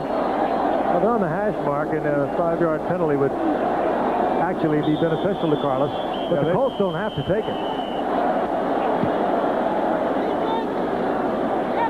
I think that's what Jerry Markbright is going to explain right now to Indianapolis, that this is a penalty that they don't have to take. And they're going to be smart and go ahead and decline it. It really is an advantage to the kicker to be a little bit further back. You have a little better angle. It's not quite so severe an angle. Well, initially they said we'll decline it, but in fact they have accepted it. They've now moved the ball back to the 10, so they give Carlos the better angle. That's about the only thing wrong Indianapolis has done this half. Yeah. 27-yard attempt. Kubiak just caught the ball at the 17-yard line. And the kick is just good. In fact, that 5 yards may have made the difference. So Rich Carlos just does make the field goal with exactly a minute to play in the half. And that makes it 38-10. This will give us an indication as to how close it was. Could not have been a whole lot closer. As a matter of fact, it looks like the ball went over the upright. It looks like if it would have gone inside, it would have hit it. Good thing he got some elevation on that ball. Or it might have hit the upright and bounced back out. And I would not have wanted to be Rich Carlos and walk over to the sidelines and have to face Dan Reeves if he misses that field goal. I don't think I'd want to face Dan Reeves at halftime whomever I was. It's been a terrible week for Dan as well. We saw him yesterday. He preceded the team in here, in fact. His father is ill in Georgia, and he left Denver early to spend a day with his dad, who's ailing, and we wish him well on his road to recovery. So Dan came in ahead of the team, and this nightmare first half for Denver. Very close family. Ed Reeves suffered a stroke and now recovering down in Albany, Georgia. Onside. Spent time with him. Instead, they kick it to the 5-yard line. It's taken there by Albert Bentley. And Bentley has a pass, and Carlos is the man who trips him up as he takes it out to the 44-yard line. Carlos making the tackle. That's the problem when you line everyone up to one side of the field, giving it that onside kick look, and then if the return man makes a move to the other side of the field, as Bentley did that time, where's your coverage team? They're all on one half of the field, and the guy running the football happens to choose the other. This game within that much of being 6 points. I'm wondering if they didn't miss a signal there because they lined up as if it was going to be an onside kick, and you saw Carlos shaking his head as he went to the bench. Well, Carlos saves a touchdown. The only guy who had any shot at it was Randy Robbins, number 48. He might have been able to catch Bentley. Now the Colts have 2 timeouts remaining in the half if they want to utilize those from the 45-yard line. They're not content to sit on the lead. They're going for more. Booza makes the catch, and that's a first down at the 40-yard line. Booza is the chant of the crowd with 41 seconds to play in the half. Keep in mind, Indianapolis is doing something else here. This is the maturation of Chandler, the quarterback, as well. This is valuable experience for him. Only a rookie. And they've got Biasucci, remember, who's as good as they come to kick field goals. So they're almost within range. Chandler for Verdun. Touchdown. The speed man. Clarence Verdun. His first catch of the night. He beats Jeremiah Castile. And the Colts have just established a franchise record for most points in a half. He didn't just beat him. He just obliterated him. Blew right by him, and what a strong arm displayed by Chandler. Dead in stride, some 55 yards in the air. Castile here locked up on man coverage all the way, and Clarence Verdun, the fastest of the Colt wide receivers, a simple fly pattern, nothing more than dependent upon a good pass from your quarterback, and Chris Chandler delivered that time, and I don't know quite how to describe what we're witnessing here. With this extra point, this would be 55 points in the first half. 45 of them for Indianapolis. That makes it 45 to 10. That's the problem. Great protection for Chandler. And Verdun, again, we talked about it, the speed on the outside. Just a straight fly pattern. And Jeremiah Castile does not stay with him. This is kind of like the way you draw it up with the X's and the O's, except the X's don't move. They just stay in one spot, and the O's do exactly what they're supposed to do. Right off the chalkboard for Indianapolis. An incredible first half. Well, we'll have an entire second half to diagnose the Denver Broncos and where they go from here. We are going to be busy diagnosing. But they have major defensive problems. Now, again, this guy, Joe Collier, is their defensive coordinator. He doesn't have Carl Mecklenburg at his disposal tonight. But still, I think over the last couple of years, Denver's weaknesses defensively have really been exploited by other people. And they start with not being big enough and physical enough. I have to say that finishing as high as Denver has for the past 4 years, drafting as low as they have not been able to get that big man. They have not been able to get the great outstanding players because they've been drafting way down there. 26, 27 is tough. We're flirting with offensive greatness here in the first half. I'll just be curious to see what they do with Dickerson in the second half. That 83 Green Bay, was that a Monday night game? Yes, it was, against the Redskins. That's right. I remember that. Kenny Bell from the 7-yard line.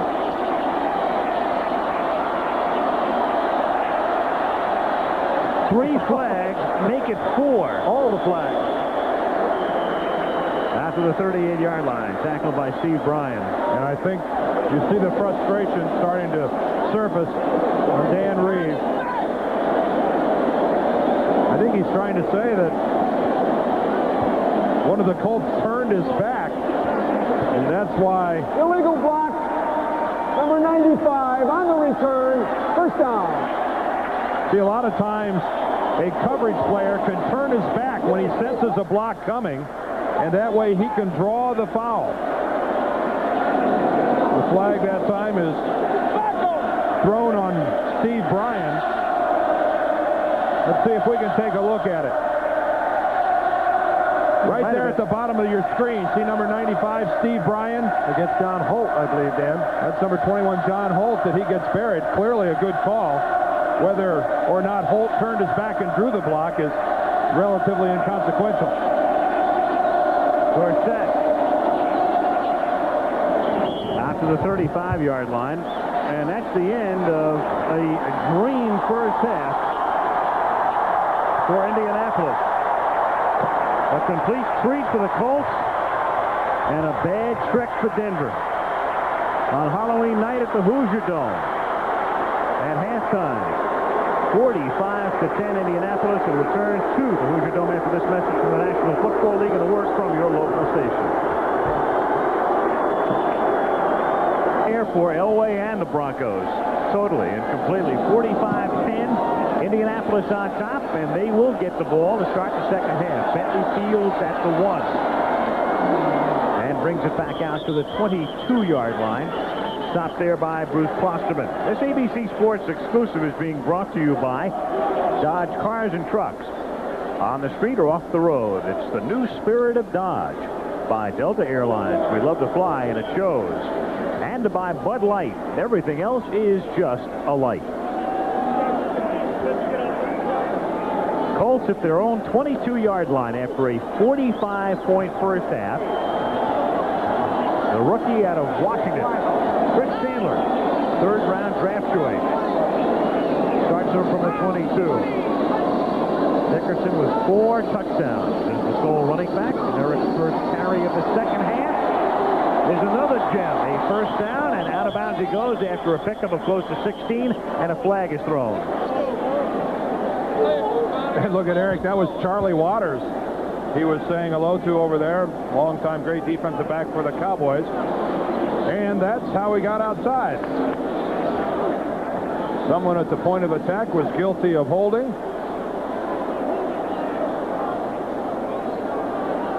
Might have been the tight end. Number 64, offense. First down. It was Ben Hutt, the right guard. We have one question answered right away as to how they are going to use Dickerson. And I think they're probably just going to stay with their ordinary game plan, even though they lead 45-10, particularly with a young quarterback. They want to work this young quarterback. He is their future, they feel. So they don't want to get merciful with somebody who can really use the on-the-job training. First and 20 from the 12.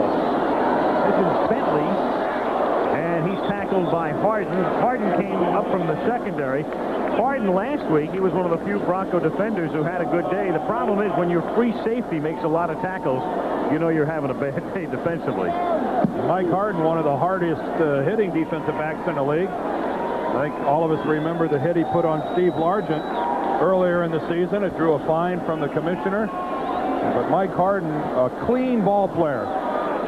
All of us remember the hit that Bo Jackson put on Harden last year when he ran over and threw him for a touchdown. Bo was back yesterday stomping around. Sometimes you give it, sometimes you receive it. Second and 18 from the 14-yard line. Pump fake.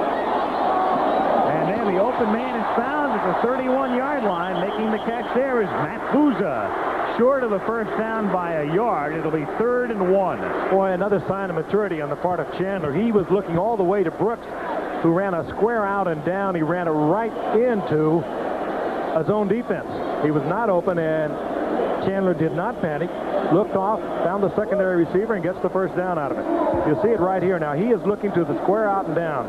Brooks, you'll see him come into the view. And they pick up Brooks. He checks off right there. And Bouza, wide open. Good work by the youngster. Still the key to that play. He had 7 seconds to throw the football. Shotgun now. Here's Hogeboom, or it's the wishbone, and not the shotgun, as Wansley carries for a first down to the 33-yard line. And if you had joined us late, this is a formation used by Indianapolis last week against San Diego. In fact, the only touchdown of the game was scored out of the wishbone formation. And tonight they went to it early and with some frequency in the first half. I would have to think that the only guy that wouldn't be overly thrilled about this formation would be Eric Dickerson. I mean, he's certainly made it well known over the course of his career that he'd prefer to take the football out of that tailback position. Dickerson swings to the outside. Doesn't matter where he takes it or how. He gets to the 50-yard line. I don't think he minds it as long as they don't use it as a base formation. Actually, this week he said it's not bad because it's unique and it's different and it gives them some more options. Well, look what they did with it that time. I mean, they didn't run it like a classic wishbone in the sense, watch Dickerson gain depth. And when he takes that pitch, he's still a good 6 yards behind the line of scrimmage. So they're lining up in the shotgun.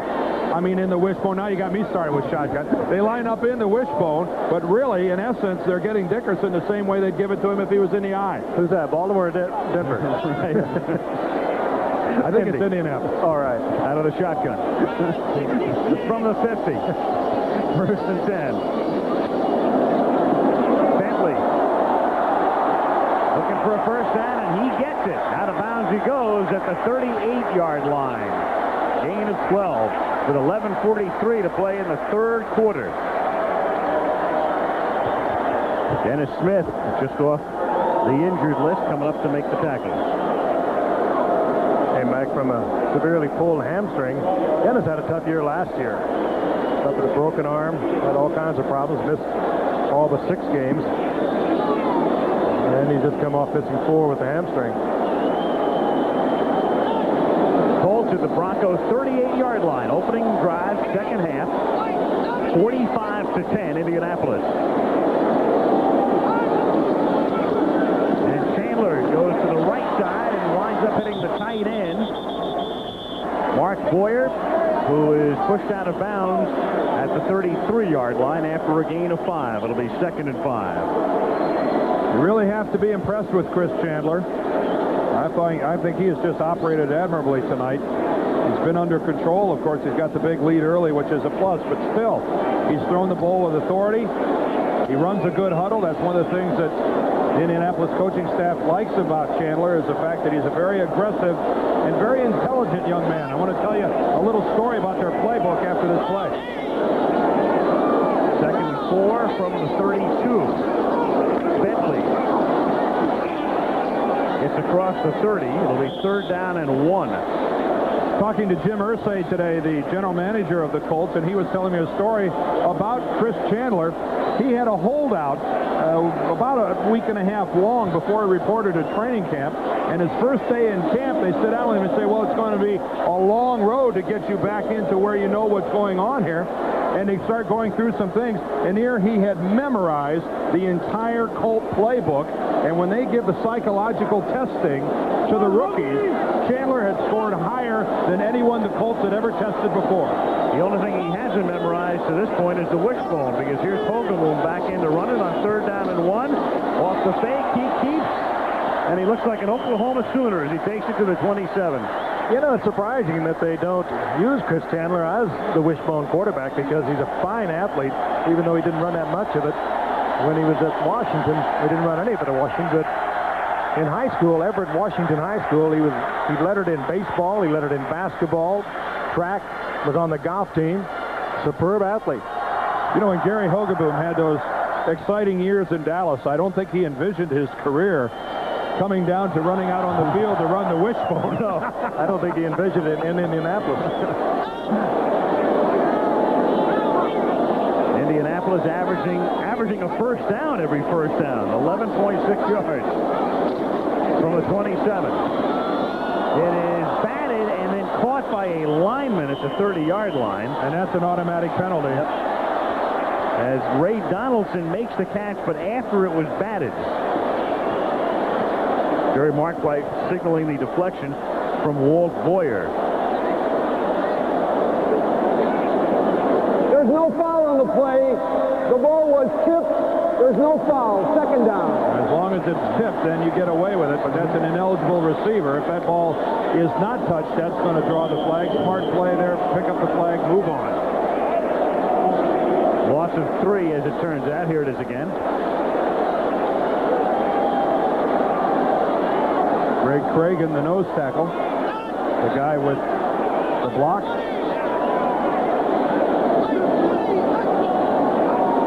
Second and 13. Here's Dickerson. And he's wrapped up by Cragen after a pickup of 2. Indianapolis has had the ball for the entire third quarter to this point. 9:25 to play in the period. They lead 45-10.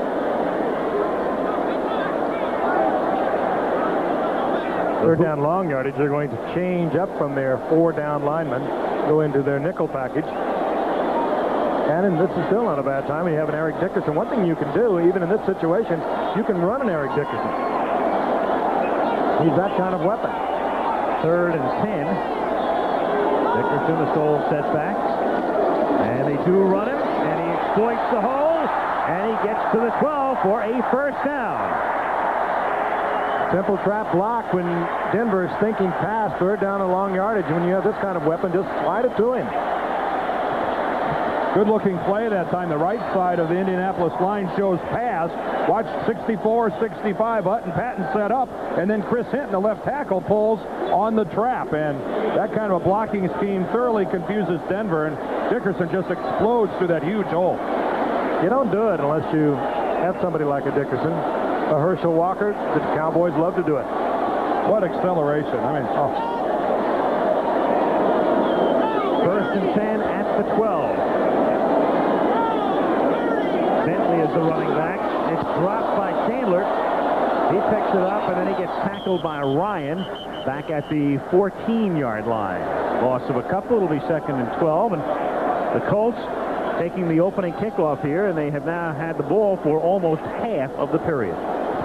Ray Donaldson, the all-pro center, puts it right into the hands of Chris Chandler. That's the quarterback's responsibility to control the football. Once the center gets it to that point, little improvisation doesn't go anywhere. Jim Ryan played it well.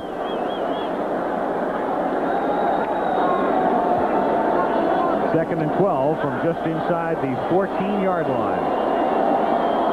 Donaldson, one of 6 Colts to go to the Pro Bowl last year.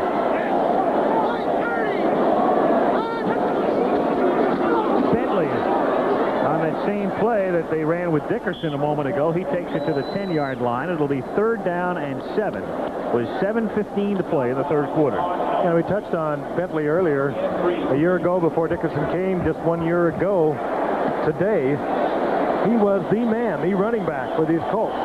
And he was on a good roll. He was heading for about a 1,500-yard season. They bring Eric Dickerson in. That's the end of that role. But he's handled it so well. And a real tribute to the character of this young man. Tough to do when you know you can do it also, to sit back and subordinate your own desires. Now out of the shotgun on third and 7 from the 10. Dickerson goes out into the pattern, and then it's batted and incomplete.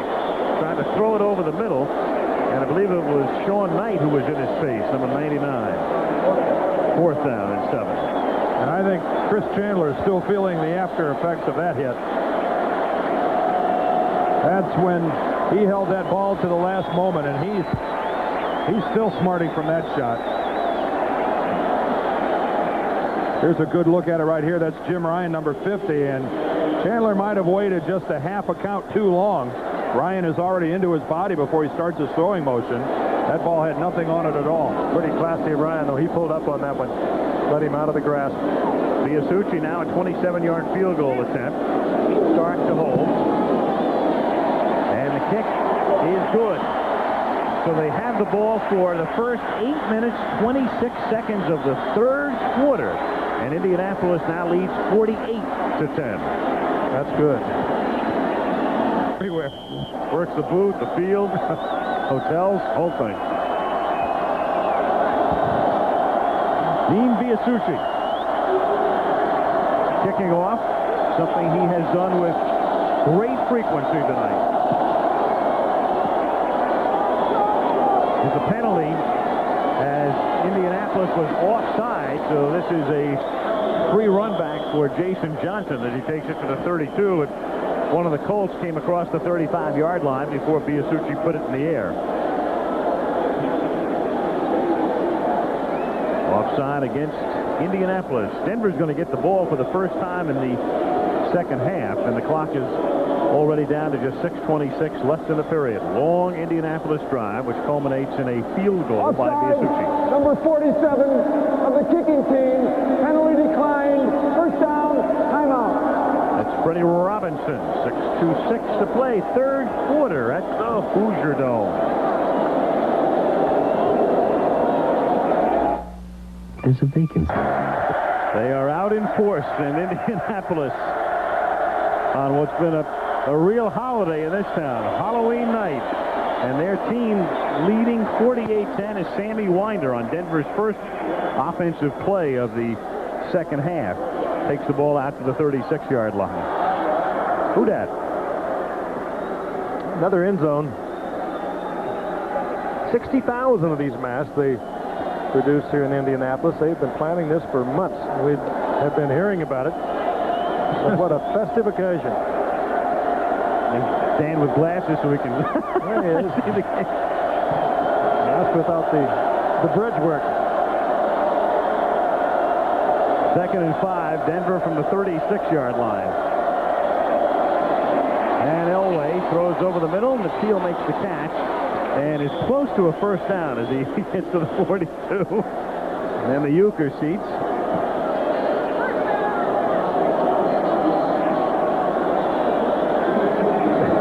They haven't given up, have they? No, gift Radu. I don't know how long this game could last, but I'll never get used to seeing those masks. I've seen you in that position before. Yeah, that's many times. That's the position of the Denver game plan right now, too. Upside down.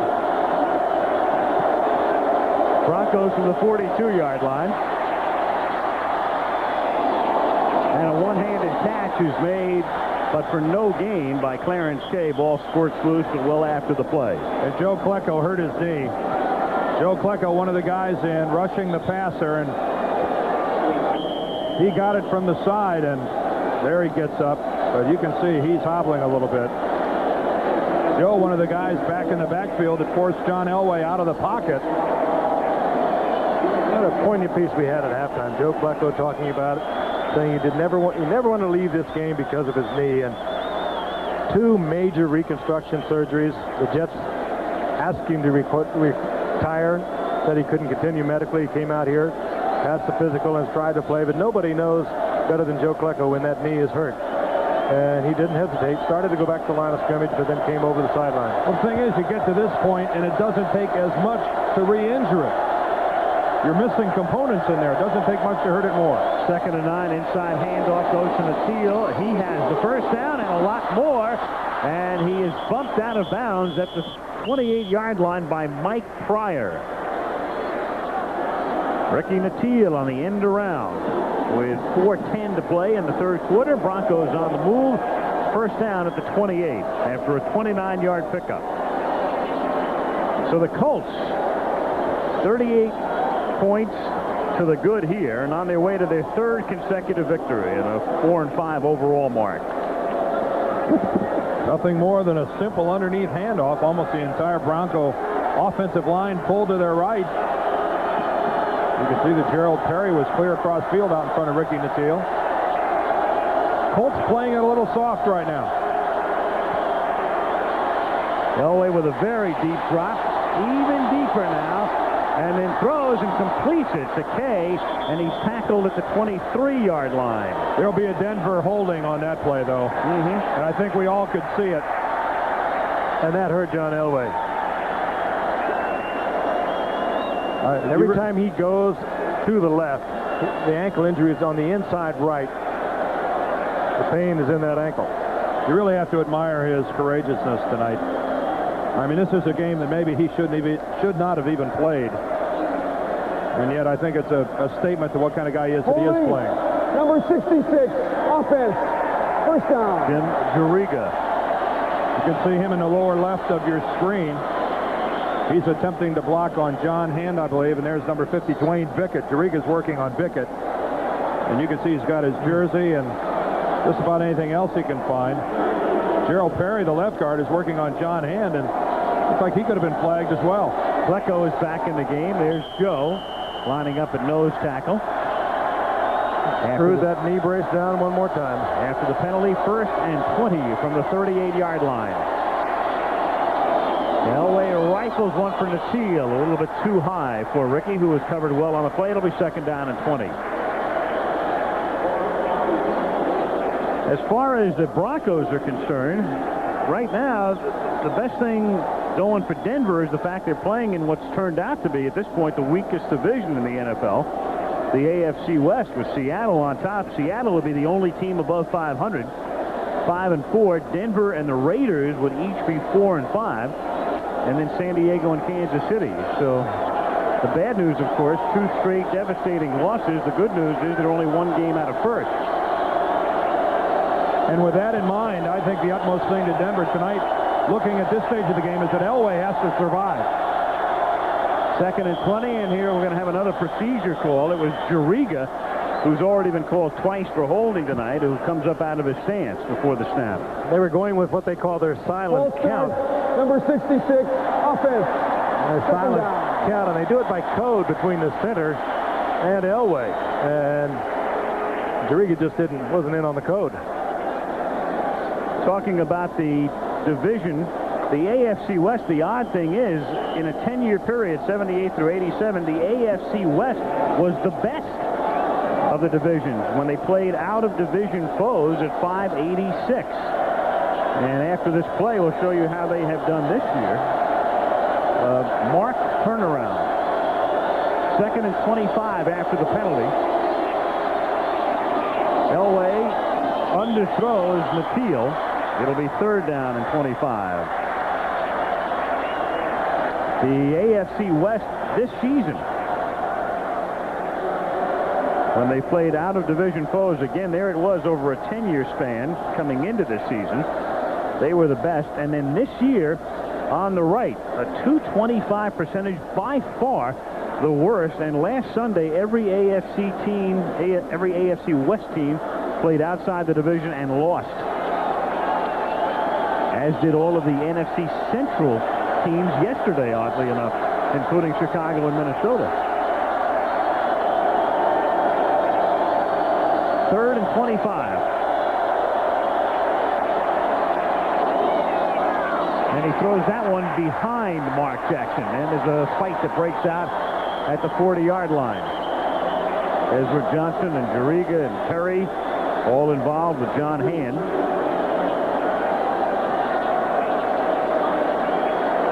Well, this is more often than not the time in a football game where you're going to see tempers get out of hand. The Denver Broncos, 2 times they have won the AFC championship the last 2 years. I mean, you don't need me to tell you that this is a team with a great deal of pride. And here they are getting their noses rubbed in it, 48-10. I don't think anyone can blame anyone in a blue helmet tonight for being a little hostile with what's happening. If you've got any pride, you're going to fight back. Mike Horan to kick. He angles it for the near side. And a fair catch is made and a penalty flag is thrown. Mike Pryor makes the fair catch at the 9-yard line, and the flag went down back up at the 20. A lot of penalties tonight.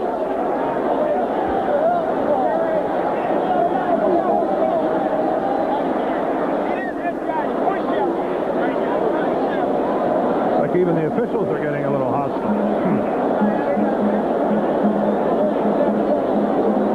3:08 to go, 3rd quarter. Colts on top, 48-10. Chandler ready to move the offense, but first, let's see about the call. Well, it looks like it's going to be against Indianapolis by where the Colts are going to set up their huddle. Now there seems to be some confusion. The Colts were all the way back towards their end zone to set up a huddle.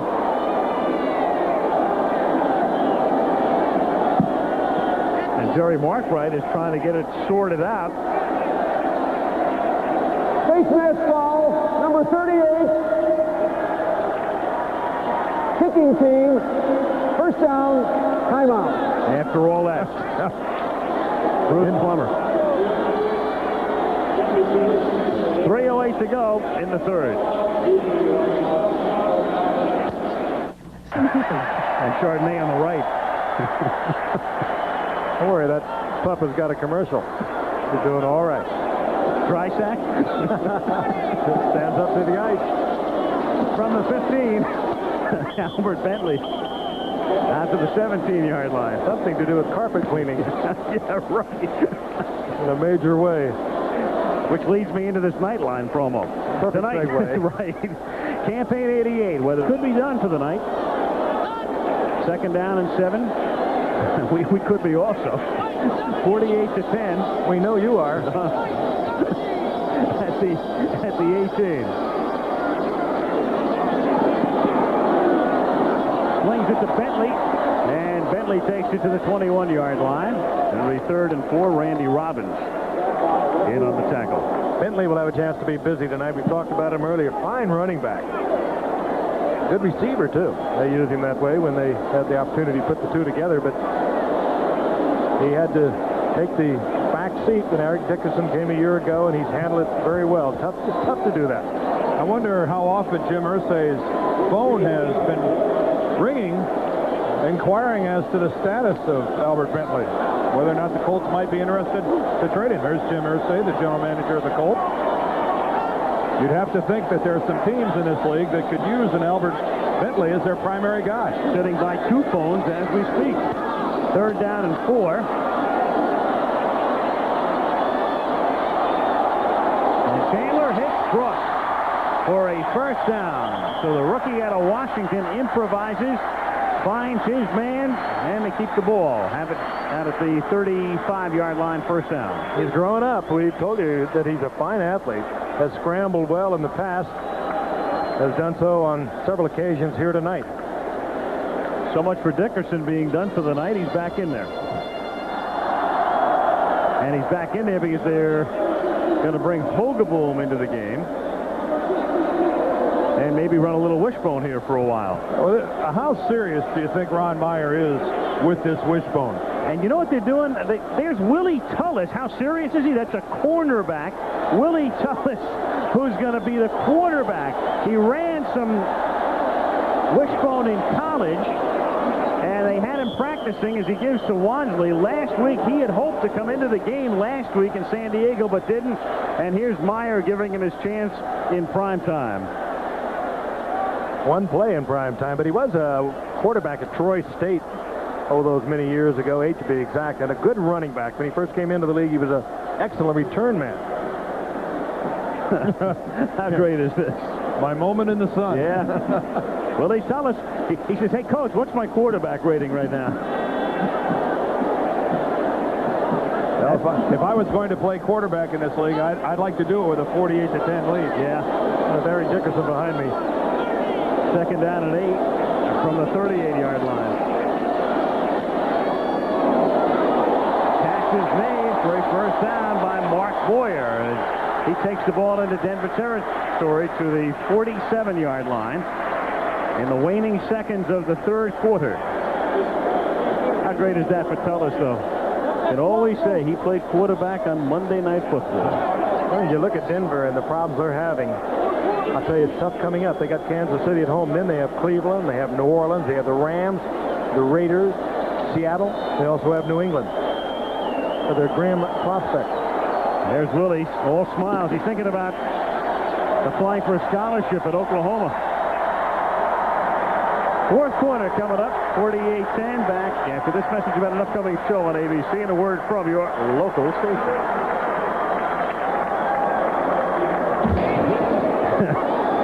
So we start the 4th quarter in Indianapolis. Bosworth is here, huh? Noted author.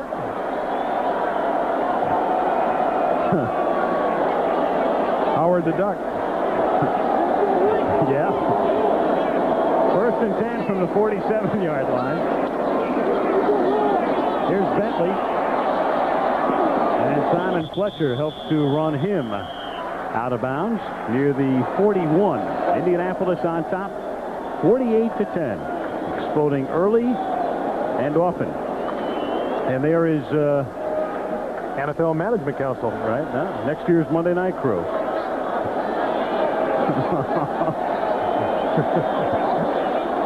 Hey, there it is. Oh, no. That's an interesting montage. And That's right. thank you. Thank you for making everyone ill with that last shot.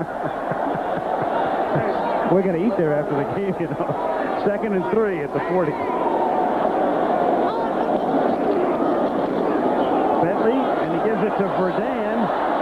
And Verdun gets a block and runs out of bounds at the 33-yard line after picking up a first down. Rulon Jones, and it's the first time we've called his name tonight, ran him out of bounds. One thing about Clarence, once he got towards the sidelines at 5'8", 163, you notice that he plans on playing in this league for a while. He stepped right out rather than trying to challenge Rulon Jones. Hardly fault him for that decision. Came from the Redskins. Kind of ideal. They like that size. Indianapolis was able to make a trade in the offseason for Verdun. He really represents what speed they have on the outside. At the 33-yard line. Fake to Bentley.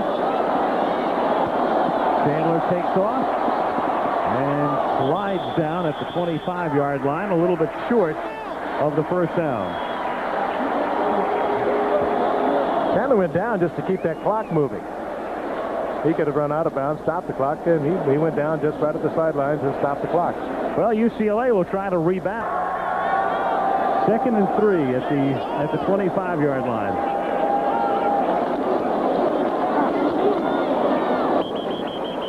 And it's Hogable running that option again. Michael Brooks hit on the tackle. It'll be 3rd down and 2. This is crazy. We begin at any age here in Indianapolis. Even our cameramen get into the act. Get through 4 touchdowns yesterday. Yes, I've gotten a few letters reminding me that Michigan has not yet won the Roses. They still have to play, what, Illinois, I guess, Minnesota, Ohio State? On 3rd and 2, George Wansley is short of the first down, and it means we'll possibly take a look at Biasucci, even though the crowd wants Indianapolis to go for it. They look over toward the sideline, and they will go for it on 4th down and a yard at the 24-yard line. Why not go for it? The way the Indianapolis offensive line has dominated this football game, it doesn't look like a yard is going to be all that tough to pick up, the way they've been manhandling the Denver front 7. Not when you have a 29 in there. Out of the wishbone. 4th and a short 2. Option. Bentley. First down. And a 1st and goal to the 5. Oh, that was pretty. I really have mixed emotions here. Do we praise the Indianapolis Colts for playing a superb football game, which of course they have, but can you do that without at the same time noting the disintegration of the AFC champions? I mean, the Denver Broncos aren't even here tonight. And it's not just tonight. We'll go back the last 3 games. They gave up 246 yards, 5.1 average against San Francisco rushing. Atlanta had 174 in the ground. Pittsburgh 256. And a touchdown for Bentley. You can't let a team totally dominate you on the ground, as the Broncos have certainly the last 3 games and throughout the entire first half of the season.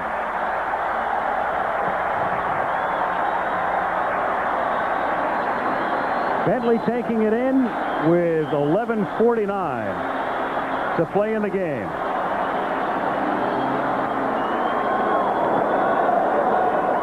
And Dean Biasucci to boot it through, and Dan Reeves will take the flight home with his team tonight, trying to regroup.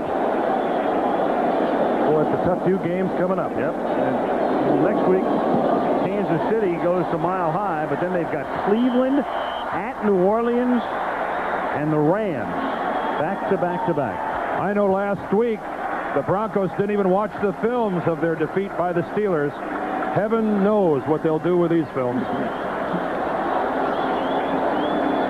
Wow, that touchdown has turned the Hoosier Dome into a giant primal scream room. I love it.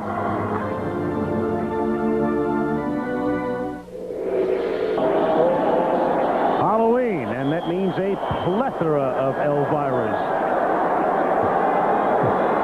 We have the original. Yep. Elvira's new movie, Elvira, Mistress of the Dark. Coming to a theater near you. 55-10 Colts. Kick is taken by Jason Johnson. And he brings the ball back out to the 23-yard line. 55 points for Indy tonight. Most points ever scored by one team in a Monday Night Football game. 55-10, and that's the most points scored by any team in the NFL this season. And we still have 11:38 to play. What a night for Indianapolis. Well, they've turned it loose in every way. Everybody in the city has gotten behind this promotion, is one way to put it for tonight.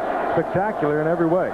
Flew in Sandy Patty. She sang the national anthem. Great singer. Gary Kubiak is now the quarterback, with Elway back on the bench, and Johnson makes the catch out at the 32. The folks here, of course, are hoping that the 1992 Super Bowl will be awarded to Indianapolis. The NFL has said they will play it in a northern tier city in January of '92, meaning either Seattle, Minneapolis, Indianapolis, or Pontiac, Michigan, the home of the Lions, one of those four. And one of the things you have to prove to the NFL is that you can pull off a big deal, and they have certainly done that here tonight. Of course, they've done it in the past with the Pan Am games that were here in '87.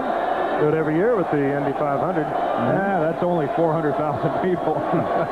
2nd and 1. Kubiak throws over the middle, and the catch is made by Winder, and a first down out at the 41. It is a sports-minded, sports-crazy city, really, and they've done a lot of things here through the years. They built Market Square Arena, now the home of the Pacers, and of course the Hoosier Dome. They built this before they even had a football team. They built it in hopes of getting a football team. That took some guts, didn't it? Oh boy. And of course the tremendous amateur sports facilities. There are towns that won't build a stadium with football teams. Yeah, that's right. Much less this city that built it on the up-come. At the 41-yard line. No gain there for Sammy Winder. And they were telling me today, if the time comes when they can get a Major League Baseball team, they're prepared to build another stadium for baseball. Yeah, because this building is strictly a football building. It's adjacent to their convention center, so they use the floor space for other things, but this building is not large enough floor space to accommodate a baseball team. Well, Indy is pro baseball. They've had a good minor league team here, a good franchise. They've drawn a lot of people for a minor league operation through the years. Of course, if you talk about Major League Baseball franchise, you've got to talk about Denver as well, don't you? Absolutely. Tops a lot of lists. 2nd down and 11 from the 40-yard line. And the pop is made on the teal by Eugene Daniel out at the 44-yard line. Nice job that time by Ricky holding on to the ball. Eugene really came up and stamped him. Something tells me, Frank, you've been in this position, although I'm sure never by this large of a deficit, but I heard that. Has to hurt a little bit more when you get hit that hard. I was thinking back to a Pittsburgh Steelers game. 62-7, I think we lost that one. It all hurts. But you're right. It hurts a lot more when you're down by 30, 40 points. 3rd down and 6 from the 45-yard line. And Kubiak hits Sewell. He has a first down as he's tackled at the Indianapolis 45 with under 9 minutes now to play. He was a kid when we started. Colts stay home this week, and they'll be taking on the New York Jets in a game that He didn't come on no broom. no way.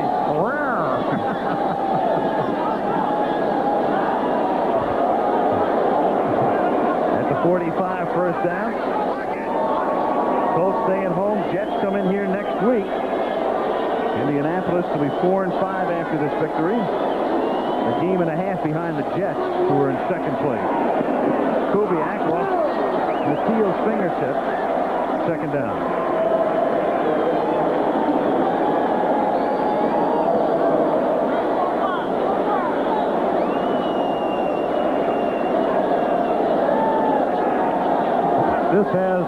This has been a nightmare. That's the front view of the Foz man.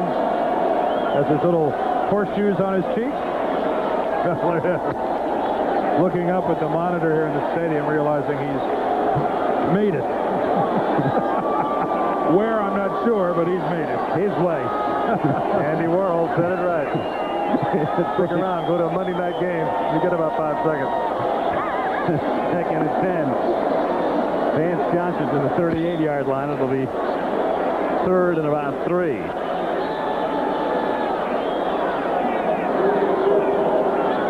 ABC's Monday Night Football. We pause 5 seconds to allow our local stations to identify themselves.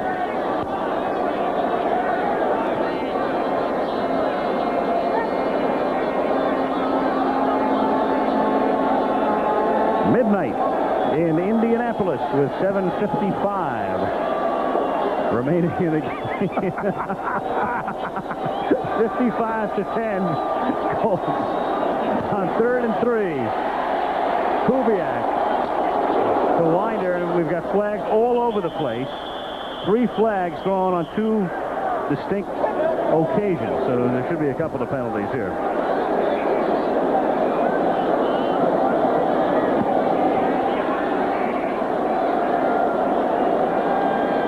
Jerry Markbright.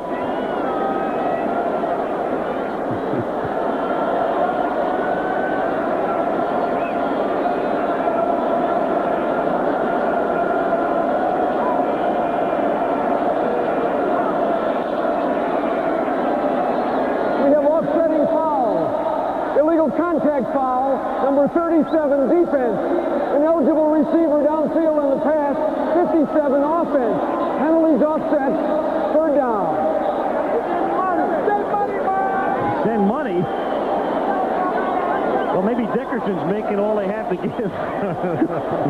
Or Freddie Young, he went up there pretty high. Right. A lot of interest in what's happening downfield. When's the last time you saw professional players standing around saying send money? 3rd down and 2 from the 37-yard line.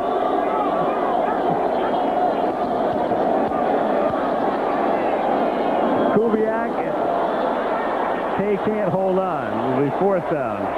I guess it's easier when you don't have the NCAA to contend with. You can blatantly ask for some money. Right. Just happy to be here. We have seen some bizarre costumes tonight. Yep. About 8 weeks too early up there. Boy, that woodwork goes on and on and on, doesn't it?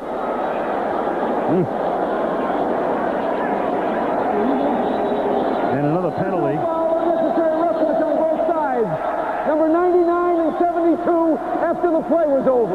Penalties offset, 4th down. Well, you've got Karts and Thompson. And Jerry Glanville's tickets were left several weeks ago, and he finally showed up. Twice. Yeah. And we'll see Glanville next week. And the Houston Oilers at home. We'll probably see this guy too. Right. Against Cleveland on Monday Night Football. 4th and 2, and they give it to Sewell on the inside handoff. And Sewell gets inside the 15 and is bumped out of bounds at the 12-yard line by Eugene Daniels. Is that your buddy David Cohn? Absolutely. the erstwhile journalist right there. And his ghostwriter. So to speak. Yes, everyone in Indianapolis is proud tonight. That's right.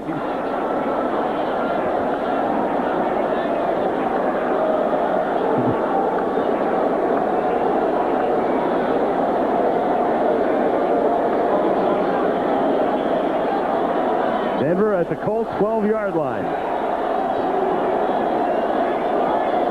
6:56 to play. 55-10.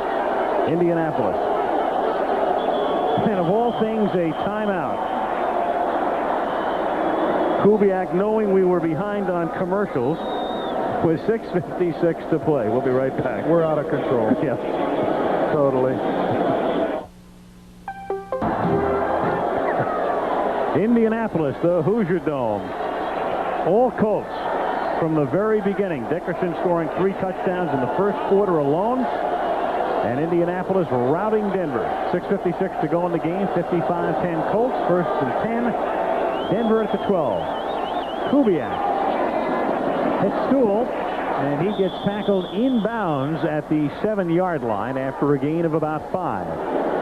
Interesting play on psychology tonight as far as the fans are concerned. I think, of course, they were partisan fans for the Colts, but they came ready for a real contest. They were stoked up. They were fired up. They got about 2 minutes of it, and they looked down there and all of a sudden realized this thing, as we did, was out of control, and they have sat quietly, silently, and now they have started to disappear. I think the magnitude of this victory has surprised us all, but we all watched the tapes of how Denver played last week. None of us are surprised that Indianapolis has won this game tonight. 2nd down and 5. The surprising thing, though, is that a team can play like Denver has 2 weeks in a row. Kubiak throwing into the end zone for a touchdown to Vance Johnson. So Denver adding 6 more and maybe a 7th. The funny thing, Dan, is that when the team plays as poorly as Denver did last week, normally you rebound. You don't see back-to-back clunkers like this very often from a good team. Particularly not after you've been blasted by Dan Reeves, who is relatively quiet. Said it's the worst exhibition that he had seen in a long time, I think is how he phrased it. John Elway told us last night, he said, hey, we've had a real good week of practice. We feel like we did last year after they were beaten by Buffalo. They played their worst game of the year against Buffalo in midseason as Carlos's extra point is missed. And doesn't that figure? And then they rebounded last year with that tremendous Monday night win over Chicago, and that really got them started on the way back to the Super Bowl. And they thought they were in the same relative position now, but that's not the case. A look at the touchdown pass. Kubiak just floats left. Vance Johnson, good pattern. Too late.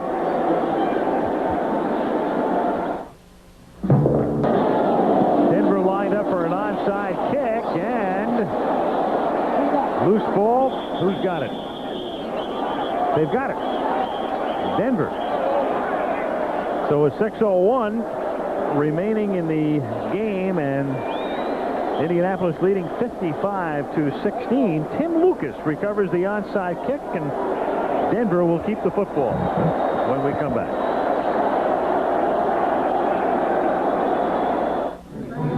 Something. That would be the termination of one Al Michaels. Knock it off. Denver at the 46-yard line. 1st and 10. Ricky Nattiel, he's looking to pass. Sends it back to Kubiak the other way. And right off the street, it's incomplete. 2nd and 10. I think I would have saved that. Yeah, I think I might have saved it as well. Well, I'm on diet. We have been picked clean.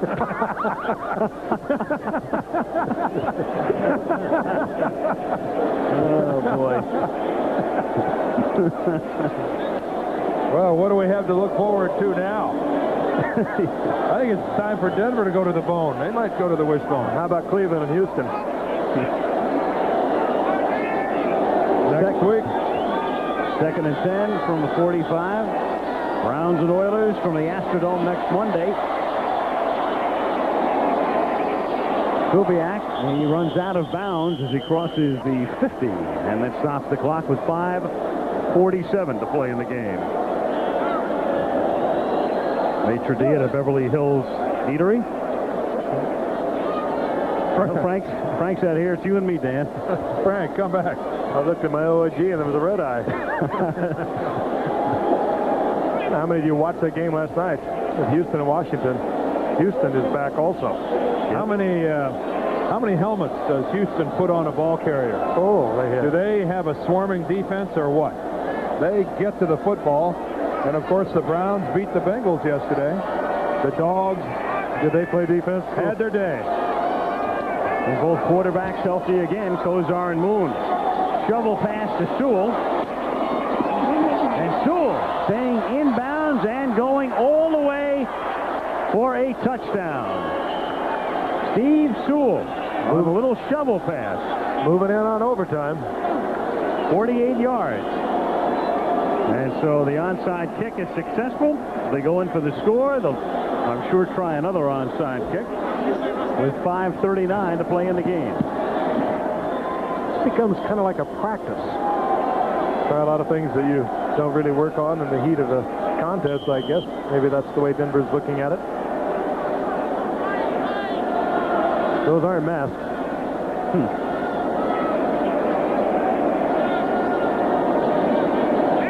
Carlos, who missed the last extra point, hits this one to make it 55-23.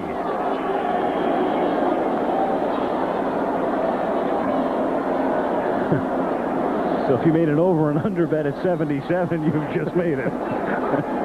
Something to keep in mind is that this telecast is presented by the authority of the National Football League. It is intended for the private use of our audience. Any rebroadcast or any other use of this telecast without the express written consent of the National Football League is strictly prohibited. Does the lawyer who wrote that get a residual each I don't time know. it's read? If he did, he'd be doing all right. Bring you up to date transactions in October in the NFL. I think most of you know about Mark Gastineau and his retirement. Bernie Kosar, of course, has been activated again, and we'll see him next Monday.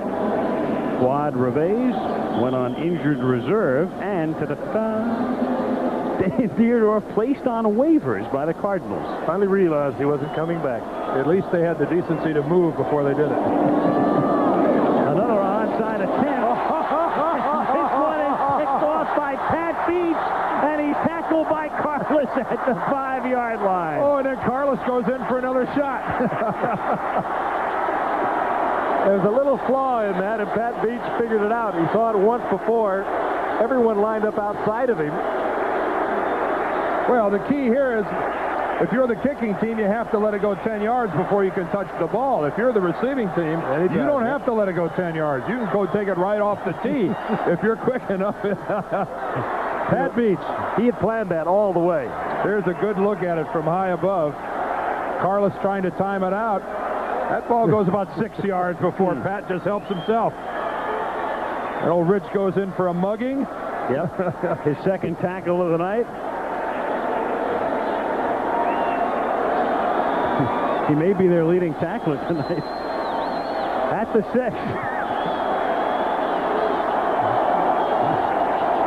First and 10. Hogeboom, and this time not in the wishbone.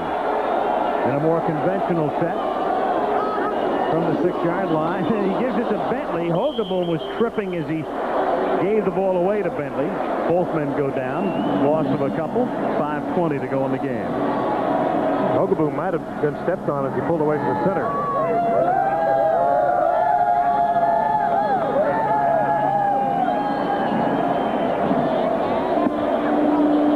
They had themselves quite a night.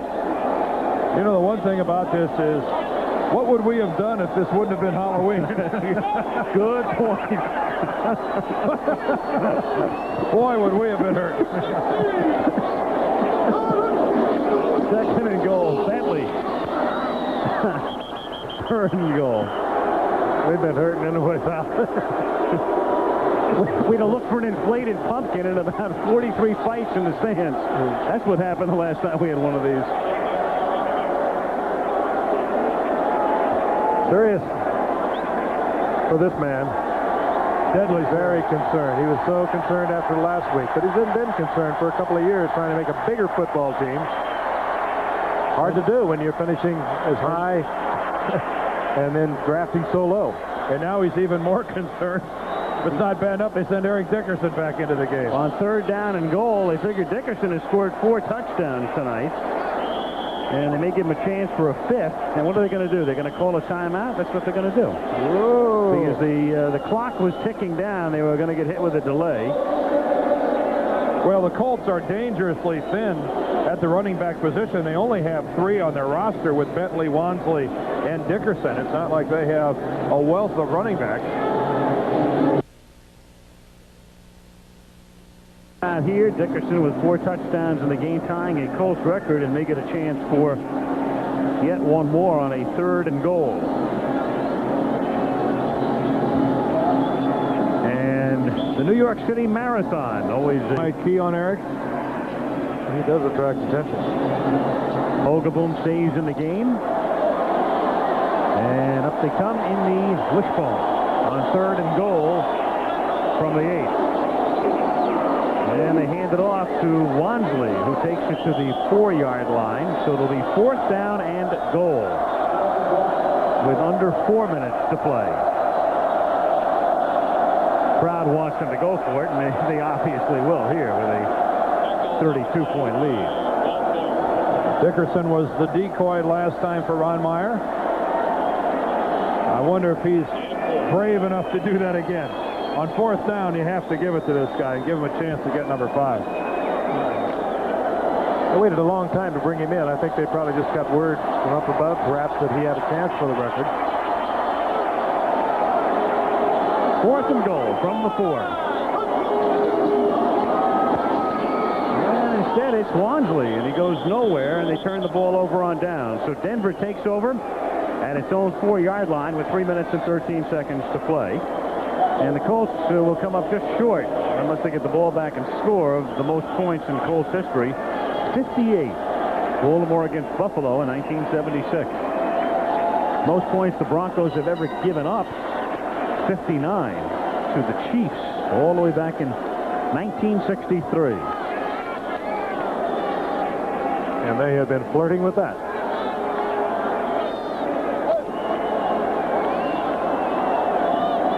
From the 4-yard line, Kubiak.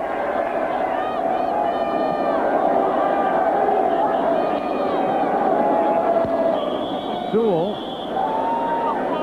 out to the 8-yard line, but there was a flag before the inception of the play, before the snap. Tell us, Jerry. False start, number 72 offense. The play does not count. First down again. It's Keith Karts. First down at the 5-yard line. 3:07 to go. 55-23 Indianapolis. Dan Reeves shaking his head. Long trip home and that tell it all. To regroup.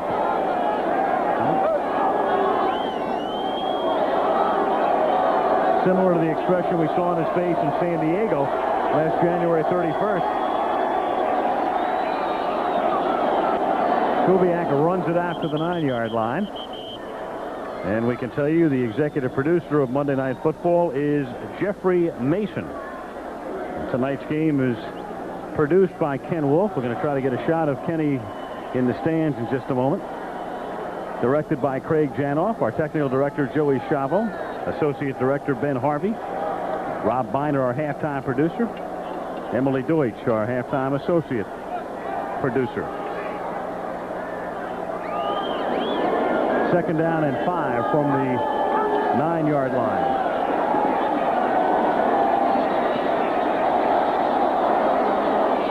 And Kubiak takes it to the 18-yard line, and that's a first down. And that will take us to the 2-minute warning. 2 minutes to go in Indianapolis, where the Colts lead the Broncos 55-23.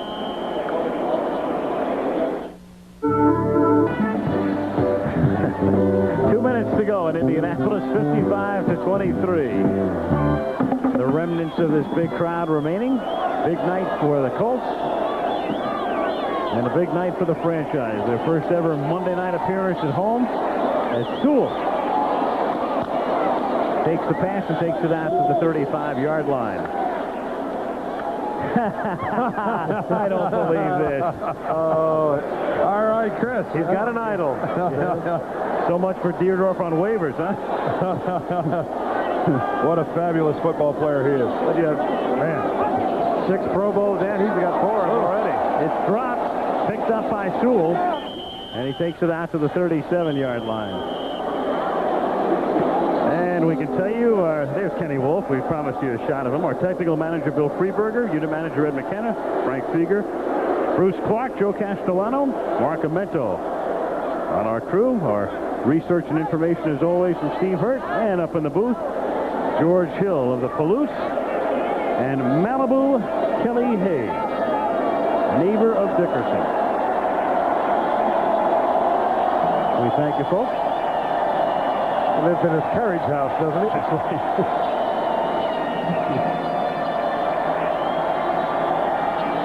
Big night for Dickerson, big night for the Colts. And why not?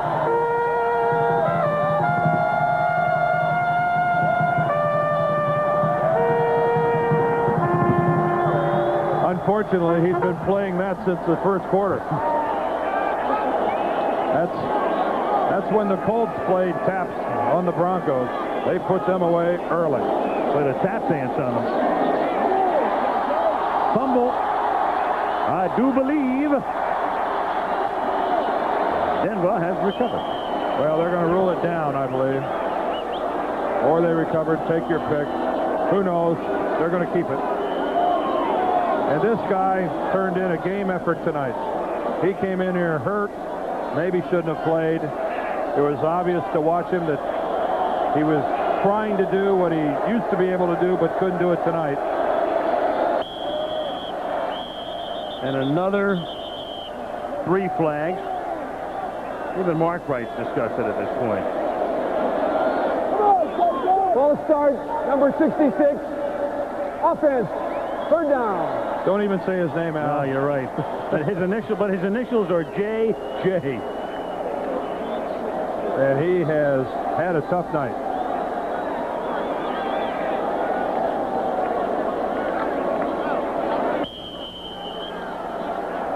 And so is he. And there's more to come. I'm going to miss these masks. I don't know about you guys, but I've grown fond of them.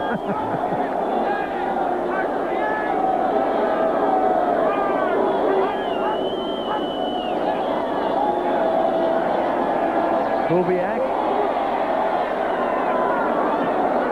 Too tall for Jason Johnson. We have seen it all tonight. I don't believe it. It's amazing.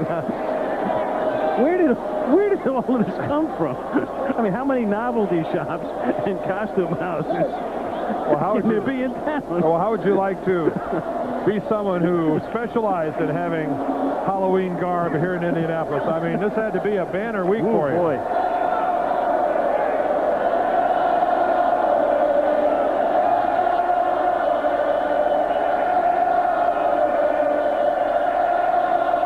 Crowd with one final Elway chant, even though Kubiak's in the game. As Johnson makes the catch down at the 46-yard line and a first down. So Ron Meyer, who watched his team go 1-5, now watches them win 3 straight, 4-5, and a chance to get to the 500 mark this Sunday when the New York Jets visit. McKeel with 10 seconds to play in the game. Ricky makes the catch, and Denver takes a timeout. The Broncos take a timeout. Take command early, score often. And there they were, the montage of Dickerson touchdowns. Kubiak on what should be the final play of the game throws a Hail Mary incomplete. And that will do it. So for the first time ever, Monday Night Football comes to Indiana, and the Colts make it very much a night for the home folks to remember. And for us to remember. And remember, I'll see you guys in Houston. Maybe. Once again, the final score, Indianapolis 55, Denver 23. And we can tell you that coming up Saturday on ABC's College Football, Troy Aikman and the UCLA Bruins will take on Oregon. Some of you will see the Golden Gophers of Minnesota battling the Michigan Wolverines. Check your local listings for the game in your area. And then Sunday on ABC Sports, over 22,000 runners compete in the world's largest race, the New York City Marathon. Tonight on Nightline, Campaign 88, whether Bush or Dukakis, how much difference can a new president really make? Jeff Greenfield talks with two men who wanted to be elected president this year. His guests are Senator Albert Gore and Congressman Jack Kemp. Al Michaels, Frank Gifford, Dan Deerdorf, good night from Indianapolis.